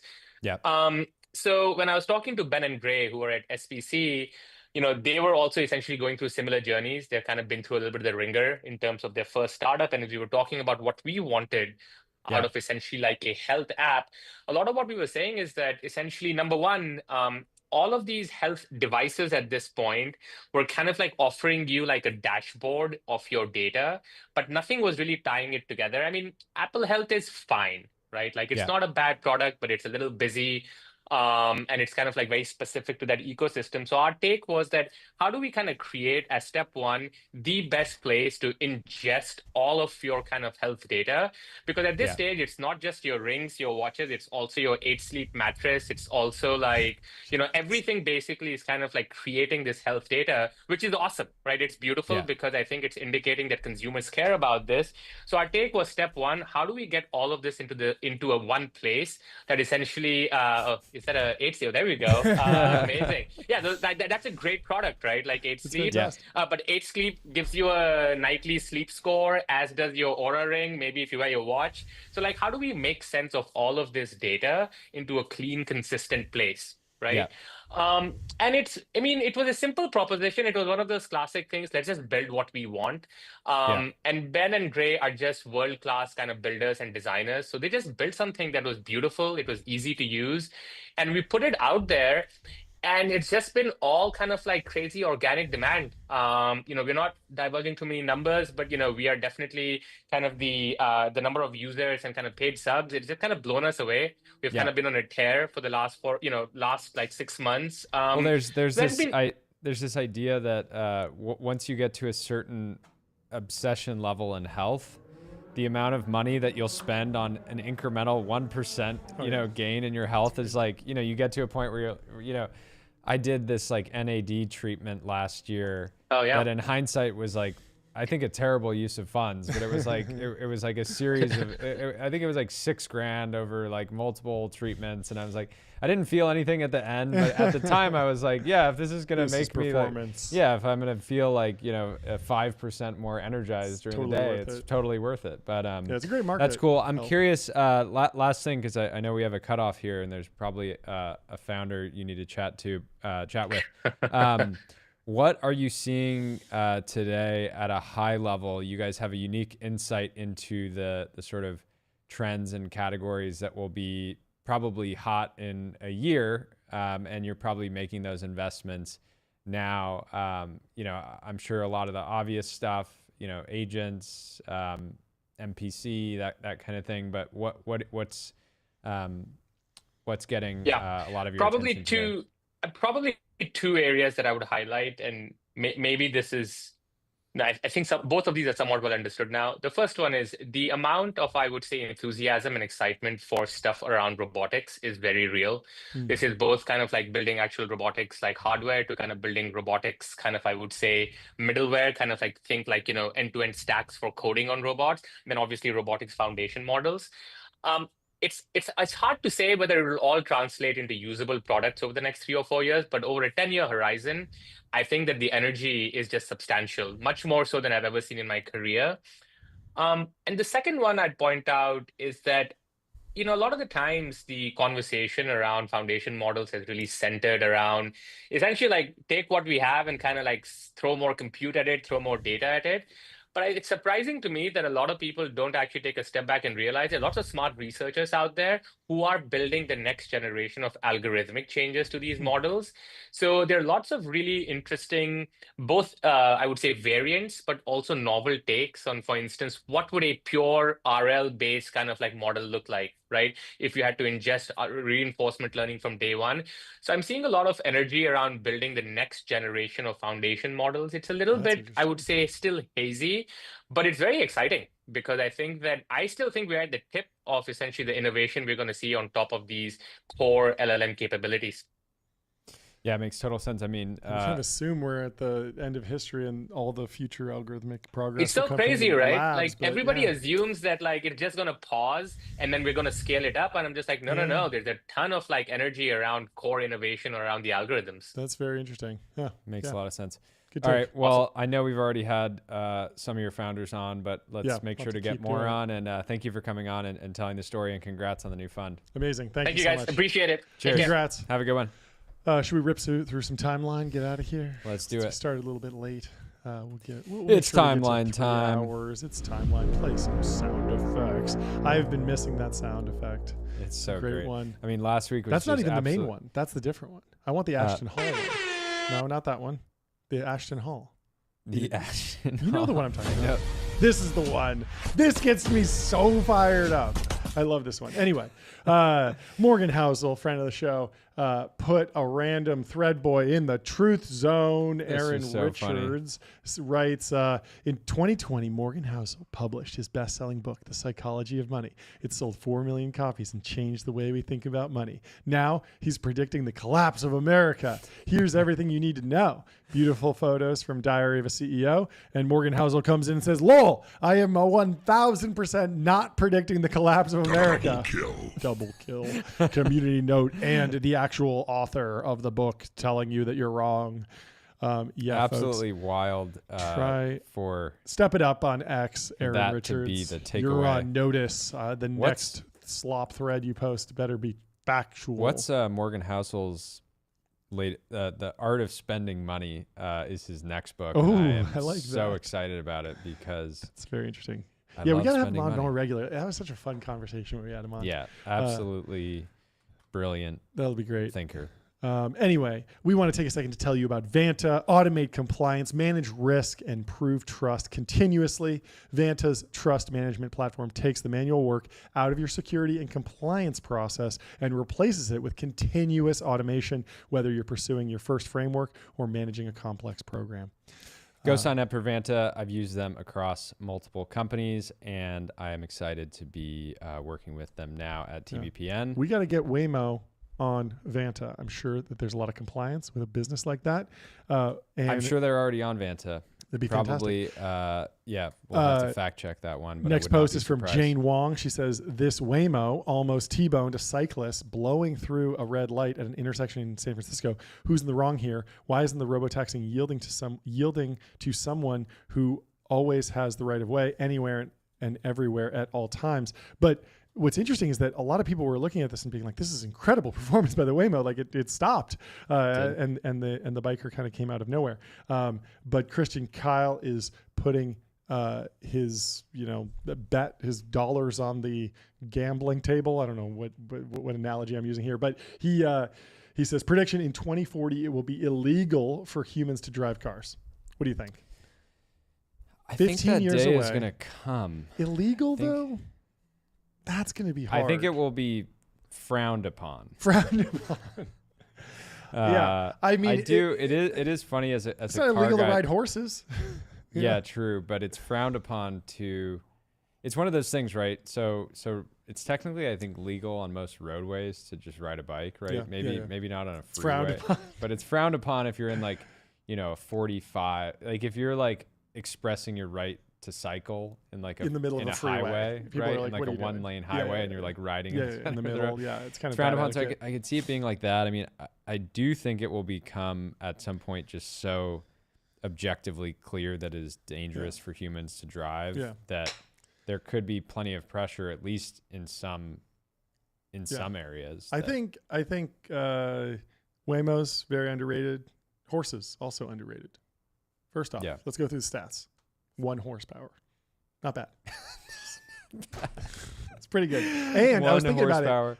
The most jacked horse, probably 2 horsepower. Yeah. Maybe I was even gonna 3 say. horsepower. I was gonna say, how do you rank? There was Journalism was racing on Saturday. Yes. Against big horse weekend. Who were they racing against? Sovereignty won. Sovereignty Moggs Journalism again. Yep. But yeah, I was thinking about is journalism really 1 horsepower? Is that the right way to think about it? Yeah. Or is journalism also getting up into the 3 or 4 range? Totally possible. Also, Henry Ford famously said, if I asked people, they would have said a faster horse. What's wrong with a faster horse? If we've been spending if instead of the Ford Motor Company, it was the Ford Horse Performance Enhancing Drug Company, we could have horses up in the 20 horsepower, 200 horsepower. Easily. Who knows? No, you get them so on the right cocktail gear. Here's possible. This should be our investment strategy for the day that humans get banned from driving cars on roads. Go and buy all these legacy racetracks that haven't really been as you can go and do a track day all over America. It's popular in some circles, But I think if humans were banned from driving, for sure, they're going to hit the track a lot. They're going to more, hit the sure. track For way sure, 'cause more. It's fun. Yeah, it's going to become the new round of golf. There's actually some track in California that just got bought out by a new investment firm, and they're going to modernize it, build like a hotel on it, and build like a paddock so you can store your cars there, do all these different things. Turn it into more of a. Was it Buttonwillow or? I think it might be. That might be right. But it was up for sale, and it wasn't that expensive. You know about Thermal Club in loosely, but tell the audience. I mean, I don't think it's been an amazing business. Not yet. So it didn't far, work for them, but maybe it would work for us. But yeah, no, it's basically they built a track and then they built a lot of houses that are specifically designed for car enthusiasts. So they have transparent. So you drive in and out. Yeah, they have transparent flooring, so you can look down and see cars. That's great. Yeah. Yeah, I love it. And, Also, we gotta hackathon project, self-driving horse. Totally doable. Think about it. Horse, you just need to put in compass, GPS. You literally strap a phone to the horse, and then in one tiny servo motor moves the reins to the left or the right. You can steer the horse, and little motors goes kick, and the horse goes. Well, and all of the what tough parts about like the horse. Yeah. The crop, the riding crop. You could easily automate that. But the hardest part about Waymo is like the fine motor, like, slight object detection. You want to scrape, you want to look out. A horse isn't just going to run into a bicyclist. Horse is going to see that and, stop immediately. Yeah. So and you there's get all an opportunity that for free. to do a horse in the loop, the sort of interim stage where it's not fully autonomous, not full but end-to-end. the horse can take over, You basically have an end-to-end neural network running in the horse's brain already. It's probably like GPT-3 level. Yeah, so you're give it some credit. Could be frontier. Could be frontier. Horses were often on the frontier. Benchmarks. Horses have been on the frontier. They remain on the frontier. They are frontier models. They're frontier models in the horse's. I think head. we're getting somewhere. We're getting somewhere. I really do think you could train your horse to just learn your commute and just say, "Hey, take me to work. I'm going to take phone calls." I mean, people were doing that for thousands of years. It's so Lindy. Let's bring it back. Let's bring it back. I'm going to daily a horse. I'm going to daily a horse. 1 horsepower, maybe. 1 horse. 1 horsepower. Oh, it's so good. Anyway, what should we do? Sam Lesson, data is oil. We should just have him on the show at some point, talk about it. Yeah, let's have him on the show to discuss it live. He's yapping too much on here. I want him to just read it to me. I don't. Yeah, just come on and read it to me. I don't want to read your post. I want you to read it to me. Well, you know what Sam Lesson loves? Ads. He likes billboards. He loves billboards. And to be honest, Lesson is going to love when people pivot from American dynamism back to ad optimization. He's going to be excited it's about going to happen, and he's going to be ready to fund them all. Yes. But head over to AdQuick. Out-of-home advertising made easy and measurable. Say goodbye to the headaches of out-of-home advertising. Only AdQuick combines technology, out-of-home expertise, and data to enable efficient, seamless ad buying across the globe. Get on adquick.com. Just do it. Gary Tan had a funny early Palantir story. He said they were doing some of their first sales meetings for Palantir, and team was all under 25 years old at the time. They were staying at the Mandarin Oriental. We said, "Hey, this is a startup. Why are we wasting money on this?" Alex Karp said, "The people you're selling to will ask where you are staying, and we aren't selling Motel 6 software. We are selling Mandarin Oriental software." That's a great line. It's great. Apparently, Joe Lonsdale said he was responsible for this. A lot of people are going to take this the wrong way and go and stay at the Aman. But there's also, probably other ways to accomplish this. But we're selling Amangiri sports betting podcast, microtransaction riddled mobile app games. Yes, something like that. Mobile games. I love this post from Solana. If we can't do trains, we should at least do a big autonomous pod network on a special guardrailed 150-mile-an-hour lane with cars the size of gorgeous sleeper carriages, which link up in giant chains with elegant bars and restaurants on long-haul drives across the country. This is so doable and so beautiful. I love it. I've been big on the tear down the speed limits. I firmly believe this is much easier than building new high-speed rail. Is just take down the speed limit signs and just have an American Autobahn, and then put it. It's incumbent on the individual to drive safely. Cars are getting way safer. They have autopilot now and lane keep assist. So if you're on a long drive, and you can get a car that goes 150 miles an hour for like 50K, right? Yeah, like plenty of cars have they go way up there. Going super fast. Get like an 05 AMG and you're good. And you're just cruising. And it will actually cut the travel time in half. You can drive twice as fast. You can drive Teslas have to 160. get better brakes though. Yeah, they do. But I think anytime I you think see beater these AMGs days, are where it's at. These days, anytime you see a car driving double the speed limit in traffic, it's always a Model 3. You're like, bro, I know the brakes aren't that good. But going to Mammoth from LA and E63, like a S63, just bombing. Can't beat it. 160. You get there twice as fast. That's a drive. And it doesn't require any retrofit. That's a drive that people have been known to get there in 60% of the time that Apple Maps says. Yeah. I mean, it takes a lot to build something new in America. A lot of permits, a lot of eminent domain, a lot of regulations, a lot of different consultants and legal battles. But just having a bounty for, hey, take down all the speed limit signs. It's now an Autobahn.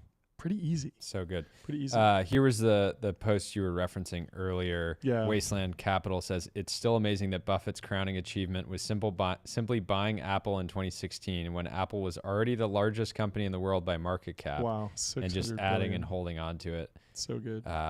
Amazing. So Berkshire with Apple, 174%. The S&P did 168%. But without Apple, they would have been at 142 versus the S&P's 168. But again, people were saying, like, is it really fair to consider that because, Apple's in the S&P. So the S&P would be lower as well. But anyway, still just like a good pick. He wasn't too dogmatic about like, oh, I'm just a silver investor. I'm just a, I mean, for a long investor. time, he was not anti-tech, but he just didn't fully understand it. Yep. And then but at a certain point, figured it you're out. selling candy in hardware form. I like this. I like it. Candy Crush. Device for Candy Crush. The C's candy of mobile devices. Yeah. It's great.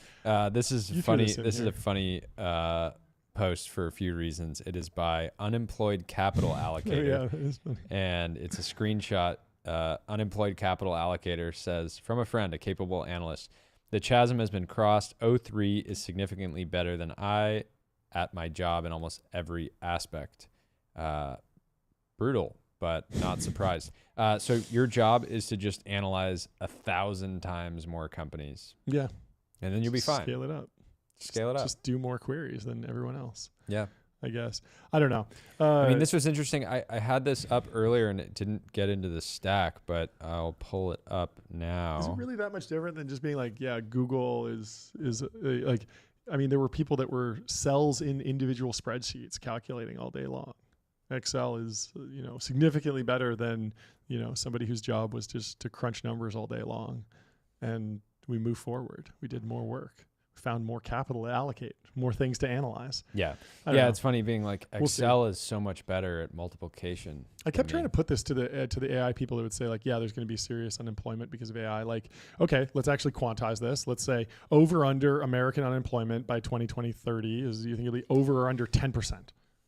Like we've been at above 10% before. It's not that crazy to be that high. Like 20%. Yeah, but America's always been at like routinely at like 3 and 4. And so the question of, will we actually see unemployment? Still an open question, in my opinion. Lots of people talking about, I'm going to stop hiring, but we're not really seeing it in the data. Yeah, China still has urban youth unemployment at 16.5%. Yeah. Who knows how accurate that is. Pull this post up, Michael. I thought it was relevant to the last one. This is from the CEO of Fiverr. Okay, yeah. You have to imagine he knew this was going to leak. I think anytime a CEO sends a company-wide email that's dramatic, they're probably expecting it to leak. He says, "Hey team, I've always believed in radical candor and despised those who sugarcoat reality to avoid stating the unpleasant truth. The very basis for radical candor is care. You care enough about your friends and colleagues to tell them the truth because you want them to be able to understand it, grow, and succeed. So here's the unpleasant truth. AI is coming for your job. Heck, it's coming for my job too. This is a wake-up call. It does not matter if you are a programmer, designer, product manager, data scientist, lawyer, customer support rep, salesperson, or a finance person. AI is coming for you." Didn't mention podcasters. So, you must understand. Is he talking about people that work at Fiverr? No, he's talking to his employees, the Fiverrs. No, he's talking to corporate at Fiverr. Yeah. You must understand that what was once considered easy tasks this is the part that's interesting. What was once considered easy tasks will no longer exist. what was considered hard tasks will be the new easy, and what was considered impossible tasks will be the new hard.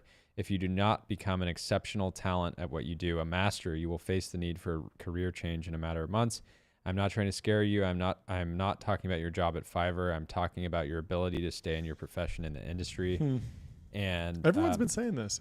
Yeah, I mean, we've seen like three CEOs at this point. The part that's interesting is AI first organization. The part that's interesting here is digging into easy tasks will no longer exist. Mm-hmm. So if you're a marketing manager and the CMO is like, hey, we should put up a blog post about this regulation, it's like that can now be done instantly. 5 minutes. Yeah, instantly. It's not sort of a painful research and writing process. It's just sort of done for you. Hard tasks will be the new easy in that, hey, why don't you generate 20 new ads? Yeah, right? what should our strategy be? And then impossible tasks, I think, are these more agentic, sort of complex, sort of milestone-based tasks. Mm-hmm. But overall, it's interesting. I'm going to pull up the Fiverr. Fiverr is one of those companies that people identify as a company in trouble, just given that a lot of their work is lower skilled, sort of a lot of it was like, little work. illustration, little cartoon, or little blog post, and that type of stuff. Record a soundbite, record a size gong sound. Size gong. Hilariously human in the loop for that one. I think that's Ben's voice, right? Yeah. Ben is our Fiverr. That's Ben. He's like, no. It's not even a Fiverr job. It's not an AI job. It's not a Fiverr job. It's a full-time employee job. Yeah, I know. At TBPN. But Ben's like, AI, you're not taking my job. I'm making every soundbite. We tried to use AI for it, and his voice was way better. Still, Ben's built different. He built different. Yeah. Advice I always give to founders: be present. Building a startup is very hard. Sometimes you just want to hide, but it's also an incredible ride. Working with and meeting great people, constant growth, endless creativity, and working with this new technology that is changing the universe. Life goes by so quickly. Don't run away from it. We only get to do this once. Take pictures. Look around. Yeah. Very Once nice. if we're lucky, twice if we're good. Interesting. Be present. I don't know what is the opposite of that. Like, how are you? I guess sometimes you just want to hide. What does that mean? Hiding from the organization, hiding from the world while you're building something? I don't know. I think it's one of those things. So this is what I'm not very into, like meditation or anything like that. That's just because you always on. You're always on. Somehow you don't follow any Eastern, sort of practices, and yet you're one of the most present, people I know. So you're just built different. But I think this is one of those things. Founders, go through these periods of excitement and euphoria, and then pain. Yeah. And that pain is usually like the classic is, you have an idea, you raise some money, you launch, it's euphoric, and then you realize, the reward for hard work is more hard work. Yep. And even if you're Jensen Huang, the job is only getting harder. Speaking every of which, single day. She met Jensen, asked what brand his jacket is, told me Ferragamo. There we go. I'm not surprised. But you know what's equally exciting, and what was the word? Euphoric. Buying a watch on Bezel. Oh, I was going to say. We missed Bezel. Go to getbezel.com. Buy a watch. Anyway, we can move on because we can also talk about Numeral, which is also euphoric. Sales tax on autopilot. Sales tax on autopilot. Many people. I mean, it really will allow you to have more time to be present as a founder. Yeah. If you're getting sucked into sales tax compliance, you're not going to be present, growing. Yeah. Experiencing euphoria. If you're spending less than 5 minutes per month on sales tax compliance, I mean, that's plenty of time to be present. Hours back that you can be present and just in the moment. Exactly. Full Rick Rubin mode, just vibing. Vibe entrepreneurship. What else is there?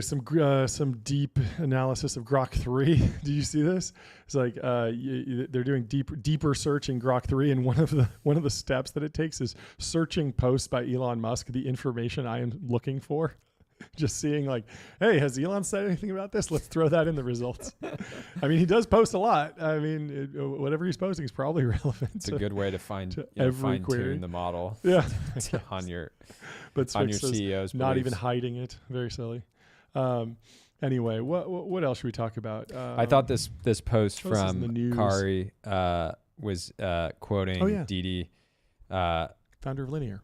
Didi says every single one of these companies was started by people from one part of the world, and it's Klarna, Cursor, Databricks, Zendesk, Spotify, Linear, Netlify, Public.com also. Oh yeah, I believe. that's right. Scandinavia, Unity, the Nordics. Built different. Very interesting. And of course, Linear. You think it's the weather? Because it's makes you want to go kind of inside and similar grind. government as the southern states, you know, Italy and Spain and Greece. But once you're on the French Riviera, no time to grind. You're chilling. Yeah, it's tough. You're chilling.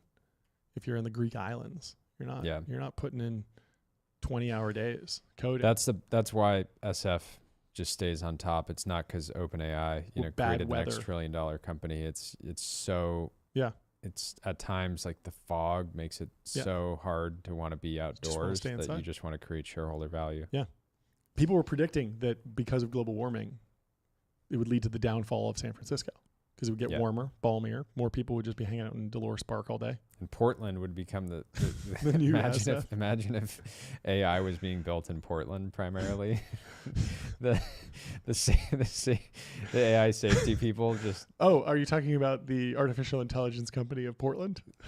Huge alpha there. Huge alpha. The safest AGI on Earth. This post praying for exits. Friend of the show. We should meet him. We should meet him. We should have him on the show sometime. Actually, honestly, I feel like we can go out on enough of a limb and say it's possible praying for exits has been on the show. It's entirely possible. We've had so many guests, it'd still be very hard to nail down. It's entirely possible. This email from Steve Jobs to Bruce, who was Chizen, who was the CEO of Adobe at the time. Bruce, Adobe is recruiting from Apple. They have hired one person already and are calling lots more. I have a standing policy with our recruiters that we don't recruit from Adobe. It seems you have a different policy. One of us must change our policy. Let me know who. Steve. That's so good. So hard. 64,000 likes. Praying for exits. Let's get it. Gigabanger. No, so apparently there was a whole lawsuit surrounding this, around how it's illegal. Tech companies do this. It's like anti-competitive. It's totally anti-competitive. You're not supposed to do that.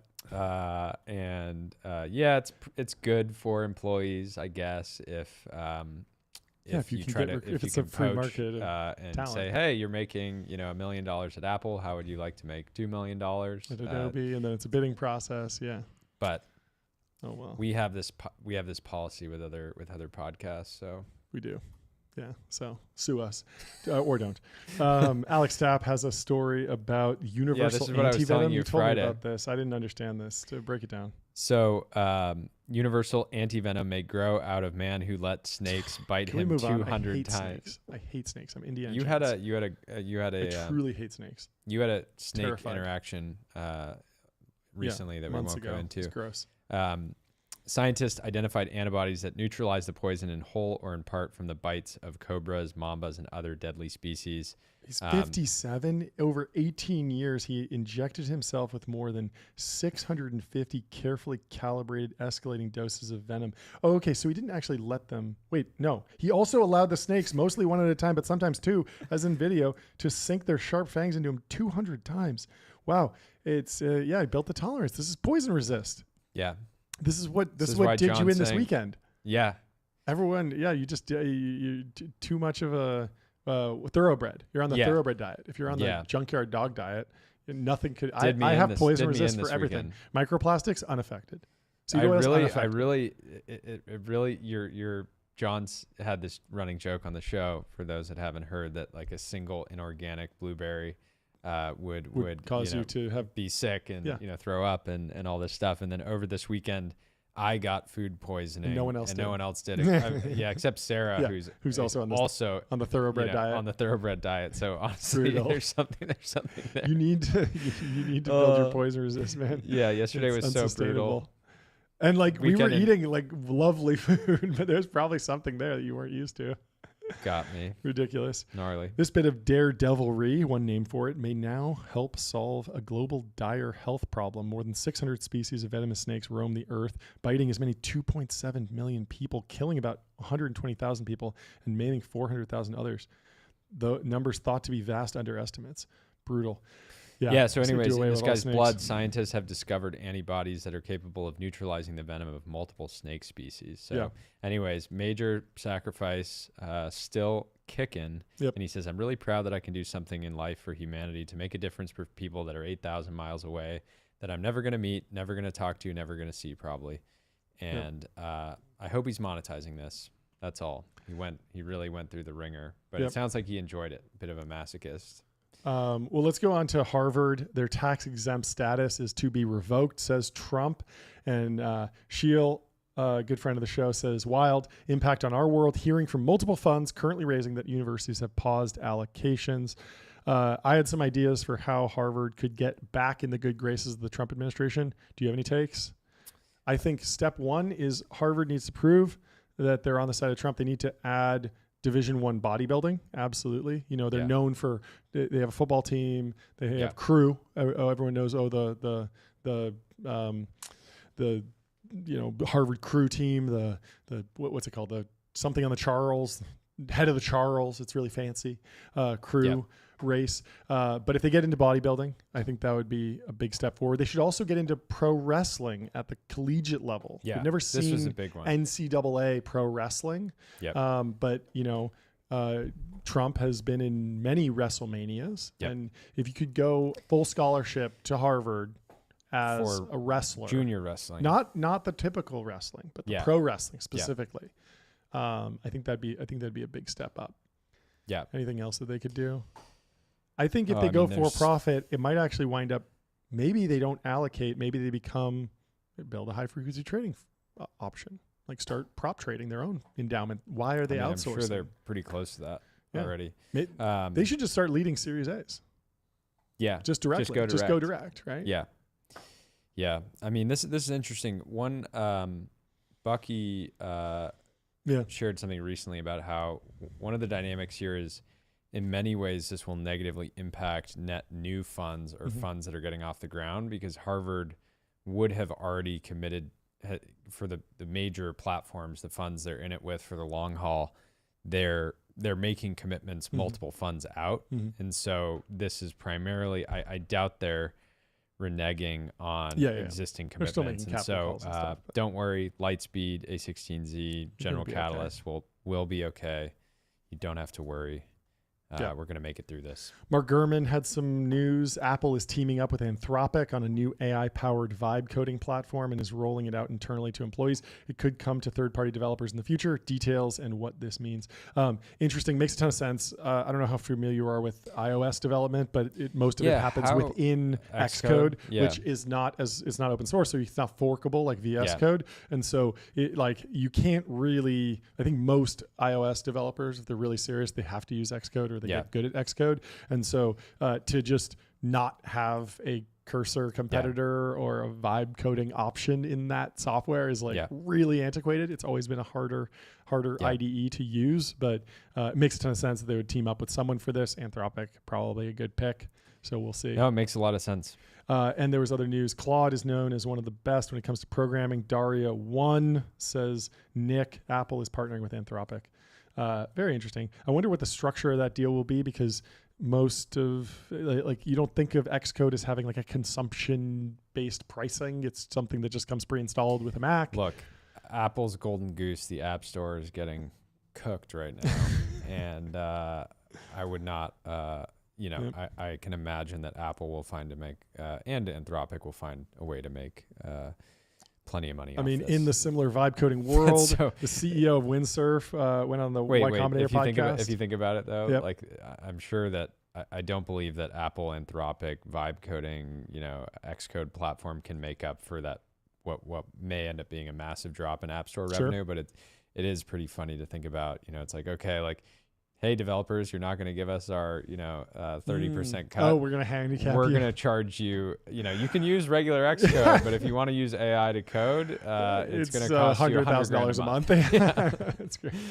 Well, Windsurf CEO went on the Y Combinator, spotted in 2 polos. Sam enjoyed the fashion. I thought that was a fun little Easter egg in his podcast. I mean, appearance. I don't know any details, but I have to imagine that's the kind of move you make when you're very close to closing or a done deal. That doesn't seem like a YOLO move. Yeah. If the deal were to not go through, I don't think the double polo is going to save it. No. Right? We're talking about billions. Although he dollars. was very muted. I don't know if we should read into the shades and hues of the double polo choice, but it was nowhere near as vibrant as Sam Altman's original double polo. Maybe it's more like a jobs not finished double polo. Yeah, versus he's like, I'm open to the really bright colorways, but we're gonna have to let's put get some to money a in the billion bank. ARR first. On Windsurf. Yeah. We have some personnel news. Will Brown, he came on the show the week before, told us that everything was great at Morgan Stanley. Then he completely rug pulled them and dipped immediately. No, Will had actually known he was going to take off for a while, and we got to have him back on when he joins the new company. Which should be. I'm excited. He's been just teasing it out. I don't think he's announced it yet. Let me so double it's time check. for a new adventure. The ML research team there has been a wonderful home for the past 2 years. I've learned more than I ever could have imagined about LLMs, markets, responsibility, and how things work in the real world. I mean, he's a very, very interesting poster and always brought a very interesting, unique perspective because he wasn't fully aligned with one of the labs and kind of had more 30,000-foot view at Morgan Stanley. And I really enjoyed his takes and excited to continue following him on his career. Yeah, total narrative violation that the finance guy wasn't extremely conflicted, but it was fun while it lasted, basically. Anyway, I think that's a good place to end. Thank you for watching. This is a great show. We really enjoyed it. Wait, I got one last post because it is. Okay. I'm going to throw it in here. Michael, if you can pull it up. I think it's pretty funny. What it is this post? VCs trying to figure out who Arthur Rock is. They are is trying to figure out who he is. I invited him on the show niche. Anonymously. Thought he might do it. We're not sure exactly when he will be able to, but I'd love to get him on the show anonymously. I would not dox him. I respect his anonymous. From my friend Anish, the funny thing here is he kind of so Arthur Rock sort of like misreported. Oh, he did. Replic's revenue. Okay. He's called them at 40 million of ARR, raising it 2.5 to 3 billion, which felt expensive. Yep. But then he had to show a follow-up graph showing that they added roughly 30 million ARR in a month. Okay. That's pretty good. So he basically. Yeah, I mean that's the problem with those leaks is that a lot of times they're super out of date. Because you're getting docs that like, oh yeah, they did send me a deck last year. I passed it to somebody, then they passed it to somebody, and then pretty soon it's like 8-10 months later when that leak is happening. And founders always get frustrated with that because they don't want to share any financials, let alone old financials. And so usually some horse trading. But so what is this image? Citizens? I don't get the reference. Do you? I don't get the reference either, but you should because you're a big movie guy. Yeah, but not this time. I don't know. Yeah, but it is interesting. I've DM'd with Mr. Arthur, and we also talked to him about him coming on the show. It's just so hard because there's so much incentive for people to try to triangulate who he actually is. Yeah. And eventually some schizo is going to do it, but for now it's very fun. Maybe there should be a poly market for it. Who is Arthur Rock? Yes. You can list out a couple top candidates. Yes. That'd be fun. Yes. I had a fun poly market. It's interesting. I'm tracking the trade war. And it's at a 19% chance that there's a U.S.-China trade deal before June. And I said, I honestly believe I could hammer out a trade deal in a weekend if I was in charge. What do you think, Jordy? You think we could pull it together? You're good at finding win-wins, exactly. and that's kind of really what it takes. Step right? one, like, Xi Jinping, let's get a lift in. Let's get See you at 6. See you at 6. Yeah. Let's do it. Bring some I mean, gloves. that's really the chance. Let's do some deadlifts. The right strategy. Yeah. The other one that's interesting. What else are you tracking? I don't know when did this Screenshots old. ever since the double polo, the chance of will OpenAI acquire Windsurf before August has just been steadily going up. So the market Oh, okay. The so the market market's reacting very reading positively to the double polo. into it. It does feel like if the deal was falling apart, you would be like, I'm not in a real like joking mood, right? So I feel like the read on the double polo is probably positive, 68%. But again, August, the question that like the date is so important there because that could slip because a lot of people, a lot of the OpenAI employees are very wealthy now. And so they're probably getting ready to go on summer vacation, usually starts like mid-May and they don't come back until what, like August, September, October sometimes. A lot of venture capitalists will be out for 4 or 5 months. It's actually going to be a big challenge for us at TBPN because most of our best yappers are going to be at the Amalfi Coast for 5-6 months on summer vacation. We might have to set up, a remote studio in the south of France. Yeah, just to make sure that we have some coverage have there. A with dedicated the helicopter to sort of take people between the boats to, Yep. or potentially a water-based studio. Water-based studio would be good. A boat would be very helpful. Well, anyway, it is fantastic to be back in the studio. It's great, John, and we got to get out of here. It's going to be a big week for technology. It will be. Anyway, thanks for watching. Cheers. We'll talk to you soon. Bye.